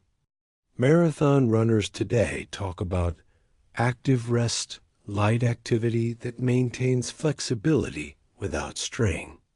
Hunter-gatherers perfected this. Naturally, a man might spend the morning fishing vigorously, then the afternoon mending nets while telling stories. A woman could gather berries for hours and sit peeling them while teaching children. Effort and ease flowed together seamlessly. The payoff was endurance we can scarcely imagine. Not the kind that lets you run a fast race, but the sort that keeps you walking for decades on limited food. Their bones show wear, but rarely the stress fractures seen in modern athletes. Their teeth reveal seasons of scarcity, endured without catastrophic collapse. They weren't stronger than us, just better at pacing themselves through hardships. This rhythm governed everything from migration routes to meal timing. Groups moved just far enough each day to reach new resources, not so far as to exhaust everyone. They ate when food was available, not by clocks. Even social events followed natural energy cycle celebrations after successful hunts when adrenaline was high. Quiet talks during rest periods when minds could focus. What looks like laziness, to modern eyes, was actually sophisticated energy banking. That idle person stropping a knife was preserving tomorrow's cutting edge. The loafing elder recalling old stories was reinforcing crucial knowledge. Children playing with acorns were learning to identify edible ones without being told. Every calm moment invested in some future survival. Their tempo followed nature's lead, the rush of spring growth, the steady pace of summer abundance, the gradual slowing of autumn preparations, the quiet endurance of winter. Modern life's constant, go, go, go rhythm would have struck them as wasteful, even dangerous. They knew something we're still rediscovering. Sustainability isn't about pushing harder, it's about resting smarter. Yet despite all this calculated rest, their lives were anything but soft. The same people who napped in shade could spring into deadly pursuit when prey appeared. Those who lounged while processing food would walk miles barefoot to find water. Their ability to shift instantly from relaxation to action and back again was the real skill, one we've mostly lost in our world of constant partial attention. Hunter-gatherers didn't do nothing. They did exactly enough. Their secret wasn't in grand efforts, but in thousands of small, perfectly timed pauses that kept them going day after unpredictable day. In a world where every calorie counted, laziness wasn't an option, but neither was unnecessary exertion. Survival lay in the rhythm between. One day, the group stops waiting for you to catch up. Maybe your joints ache too much for the day's march. Perhaps that infected wound isn't healing right. You're not dead yet, but suddenly you're counting how many mouths the group can actually feed. Survival leaves no room for sentiment if you can't contribute. You become a liability fast. Archaeology shows this wasn't universal. Some skeletons reveal elders who lived long past their prime, teeth worn down to nubs from decades of chewing tough hides. These rare individuals had something precious knowledge that outweighed physical decline. The old woman who remembered. Where water flowed during droughts might get carried when her legs failed. The hunter who could predict animal movements from bird calls earned extra rations despite his shaky hands. But most weren't so lucky. There's a reason certain cliffs bear names like Grandmother's Leap across multiple languages. Stories tell of the weak voluntarily walking into blizzards to spare loved ones difficult choices. Some groups left behind small caches of food with the elderly, pretending they might return. Others used ritual phrases, stay and guard the fire, that everyone understood meant goodbye. Dental records reveal brutal calculus. Skeletons with extensive healing suggest some received years of care after severe injuries. Others show evidence of being abandoned shortly after becoming disabled. The difference? Useful skills. A flint knapper with a paralyzed leg might live decades longer than a strong but unskilled hunter who broke his spine. Knowledge was life insurance long before paperwork existed. Families faced impossible decisions. That grandfather who taught you tracking now slows the entire group's migration. Your niece born with twisted feet will never forage effectively. Keeping them means less food for children who might survive. Letting them go tears your heart, but feeds your baby. There were no nursing homes, no disability checks, just the raw equation of who could pull their weight, determining who stayed wasn't arbitrary. Groups developed quiet methods to assess usefulness. Could the injured man still weave baskets that trade for meat? Did the blind woman recall berry patches others forgot?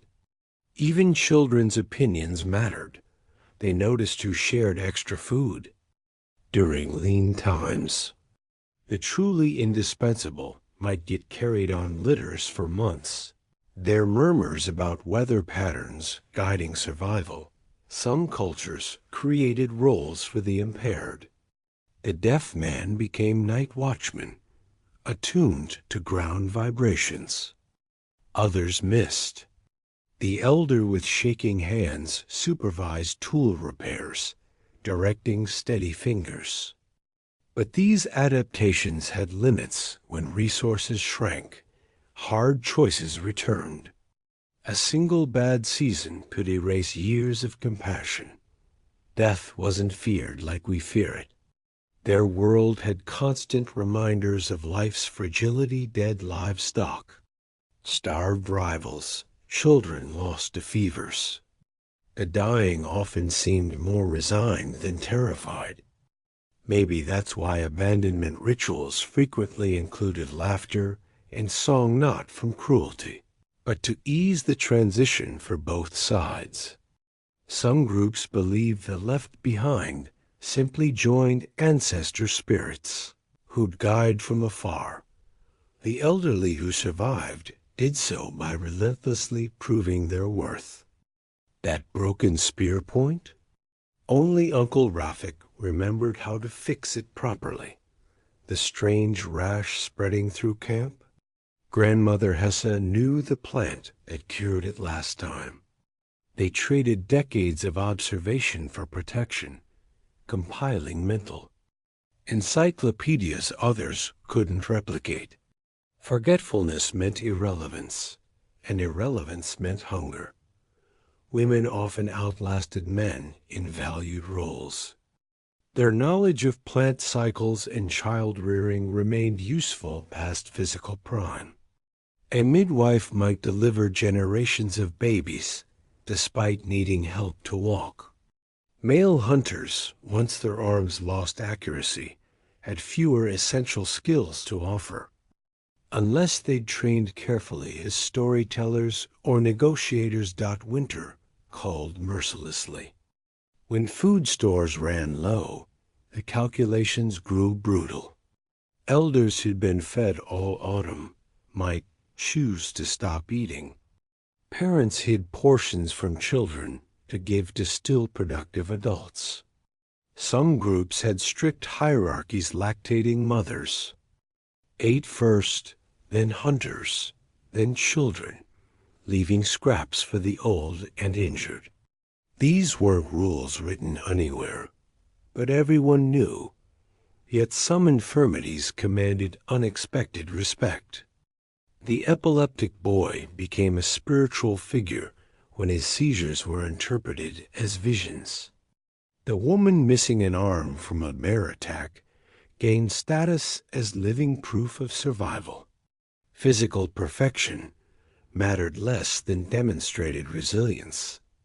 A lesson modern offices might reconsider. Burial practices reveal nuanced attitudes. Some abandoned individuals were given careful graves when groups passed back through the area. Others had personal items left respectfully beside them, a favorite digging stick, a necklace of treasured shells. These gestures suggest grief coexisted. With pragmatism, regret balanced against necessity. The system had terrible beauty in its honesty. No one pretended weakness didn't matter. No platitudes about inner worth overrode empty stomachs. But neither was cruelty celebrated. When possible, knowledge bought time, skills earned reprieves, and communities stretched resources to protect their living libraries. We judge these choices harshly from padded chairs, well-fed and medicated. But our ancestors faced realities We can barely fathom not abstract debates about euthanasia, but concrete moments watching a parent struggle up a hill, knowing their delay risks everyone. Their compassion took forms we don't recognize. Their mercy wore faces we might call monstrous. Perhaps the most telling detail? Some groups that practiced abandonment had lower child mortality than early farming villages. By allocating resources ruthlessly, they ensured more infants survived to adulthood. The arithmetic was ugly, but the results spoke for themselves. Your grandchildren lived because hard choices were made generations earlier. Death wasn't the worst outcome in their world. Watching your whole family starve because you couldn't bear to leave them was. The elderly understood this best. Many stories tell of grandparents slipping away quietly during the night to spare that choice. Their last gift wasn't wisdom or blessing, but absence when it mattered most. And in those absences, in those impossible sacrifices, they found something we've largely lost: the understanding that survival isn't about individual lives, but about the continuance of knowledge, of ways to read landscapes and nurture fires and remember which plants kill or cure. The line between callousness and love was thinner than we dare admit. This was the bargain, struck every generation. Carry what strengthens the group, leave behind what weakens it, and pray that when your turn comes, your contributions outweigh your burdens. No insurance policies, no retirement accounts, just the unblinking assessment of whether you still helped more than you cost. Modern life shields us from such brutal equations. But in doing so, it also divorces us from their clarity that being part of something larger means accepting limits. That real community isn't about unconditional support, but about recognizing how interdependence actually functions in a world that never owed anyone survival. Hunter-gatherers didn't fear death because they saw it as natural. What terrified them was becoming useless. That shame burned worse than hunger. The cliffs and caves where they left their weakest weren't unmarked. Stories kept their memories alive, warnings and tributes all at once. That's how they survived, by never forgetting the cost. You wouldn't last a week in their world, but here's the funny part. They were probably happier than you are right now. Studies of surviving hunter-gatherer groups show higher life satisfaction rates in many modern societies. Not because their lives were easier, but because they measured success differently. A good day wasn't about getting likes on social media. It was about bringing home meat without getting mold, finding clean water, and laughing with people who genuinely needed you. Their version of wealth didn't fit in wallets. Status came from skills, not stuff. The man who could start a fire in the rain was richer than any billionaire. A woman who remembered where rare roots grew held more power than a CEO. Even children felt important because their small hands could reach berries adults couldn't. When everything you own fits in a sack, your real assets are what you carry between your ears. We romanticize their struggles because we see only the hardship. Sure, that hunter risked death every time he tracked prey, but the rush of success dwarfed anything we feel closing a business deal. Gatherers didn't just pick plants. They played real-life puzzle games, identifying edible leaves while avoiding deadly lookalikes. Their work engaged body and mind, in ways our spreadsheet jobs never will. Take food celebrations. A successful hunt meant feasting until your stomach hurt, then falling asleep by the fire with grease still on your face. No Michelin star meal tastes as good as meat you almost died to get. Modern surveys show remaining foraging groups report deeper meal satisfaction than people eating takeout in front of TVs. Hunger made every bite sacred in ways we've forgotten. Their happiness made scientific sense. Each mastered skill tracking, tool making, navigation released dopamine, rewards stronger than any video game achievement. Learning wasn't optional. It was survival, making every lesson feel crucial. Kids didn't need participation trophies. They saw real results when their berry picking fed the family. Purpose wasn't philosophical. It was concrete and immediate. Conflict resolution was shockingly effective without lawyers. Arguments got settled face to face, often through rituals that prevented grudges. The Hadza still practice something called, "What's your point?" literally forcing people to articulate complaints clearly until everyone either laughs or finds solutions. Imagine resolving office disputes by having both sides sing insult songs until someone admits defeat. It worked better than HR departments. Nature provided therapy we pay counselors to replicate. Watching birds taught patience. Tracking animals built focus. Star navigation cultivated wonder. Even their me time was productive when two friends went foraging together. Their casual chatter often encoded survival tips. Remember when Uncle fell here? The mushrooms nearby made him sick. Every conversation had purpose beyond small talk. Their mentality handled stress differently. No use worrying about next month's meal when today's isn't guaranteed. This sounds bleak until you realize it eliminates most modern anxieties: mortgage, promotions, retirement funds. Their version of living in the moment wasn't mindfulness. Jargon. It was the only practical approach to existence. Social media was campfire stories with higher stakes. Tales of past hunts weren't just entertainment.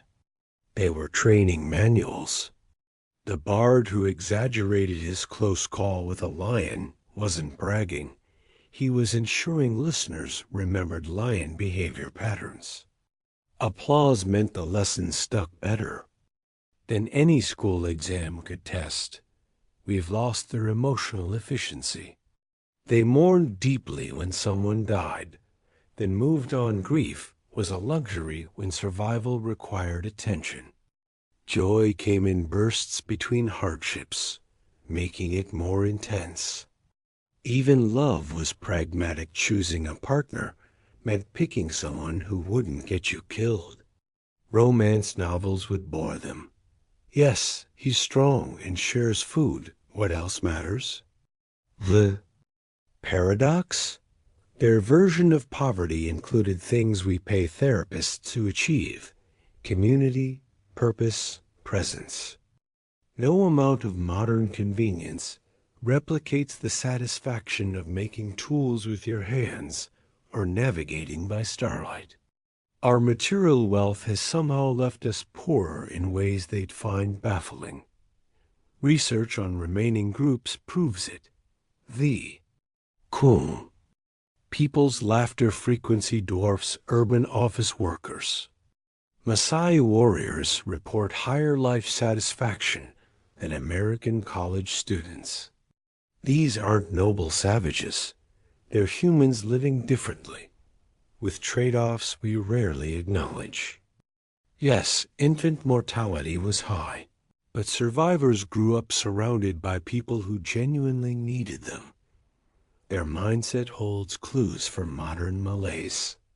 Not that we should abandon medicine or the internet, but that we might reconsider what the good life means. Hunter-gatherers didn't have retirement accounts, but they didn't fear layoffs either. Nobody told them they weren't living up to their potential. Your potential was keeping your people alive. That's liberating in ways we've forgotten. Consider the elderly hunter who can't run anymore, but teaches tracking. In our world, he'd be past his prime. In theirs, he's the most important person in camp. His wrinkled hands drawing maps in the dirt, carrying knowledge no young athlete can match. That's a retirement plan more satisfying than any Florida condo. Happiness wasn't naive, it was hard-won. They accepted life's fragility because denying it was pointless. Tragedy might come tomorrow, so today's sunlight on your face mattered more. This wasn't philosophy, it was practicality. You didn't waste energy complaining about unfairness when a storm could destroy your shelter tonight. Yet they still found beauty. Cave paintings show lions drawn with astonishing grace by people who feared them. Shell necklaces traveled hundreds of miles through trade networks because sometimes beauty mattered as much as utility. Even their tools were works of art flint. Knives with patterns that served no purpose except to please the eye. We've kept their ingenuity, but lost their wisdom. You're watching this on technology. They couldn't imagine, yet their brains worked better than ours in key ways. They remembered landscapes we'd need GPS to navigate, noticed animal signs we'd walk past, and solved conflicts we'd need courts to untangle. Progress has somehow made us worse at being human.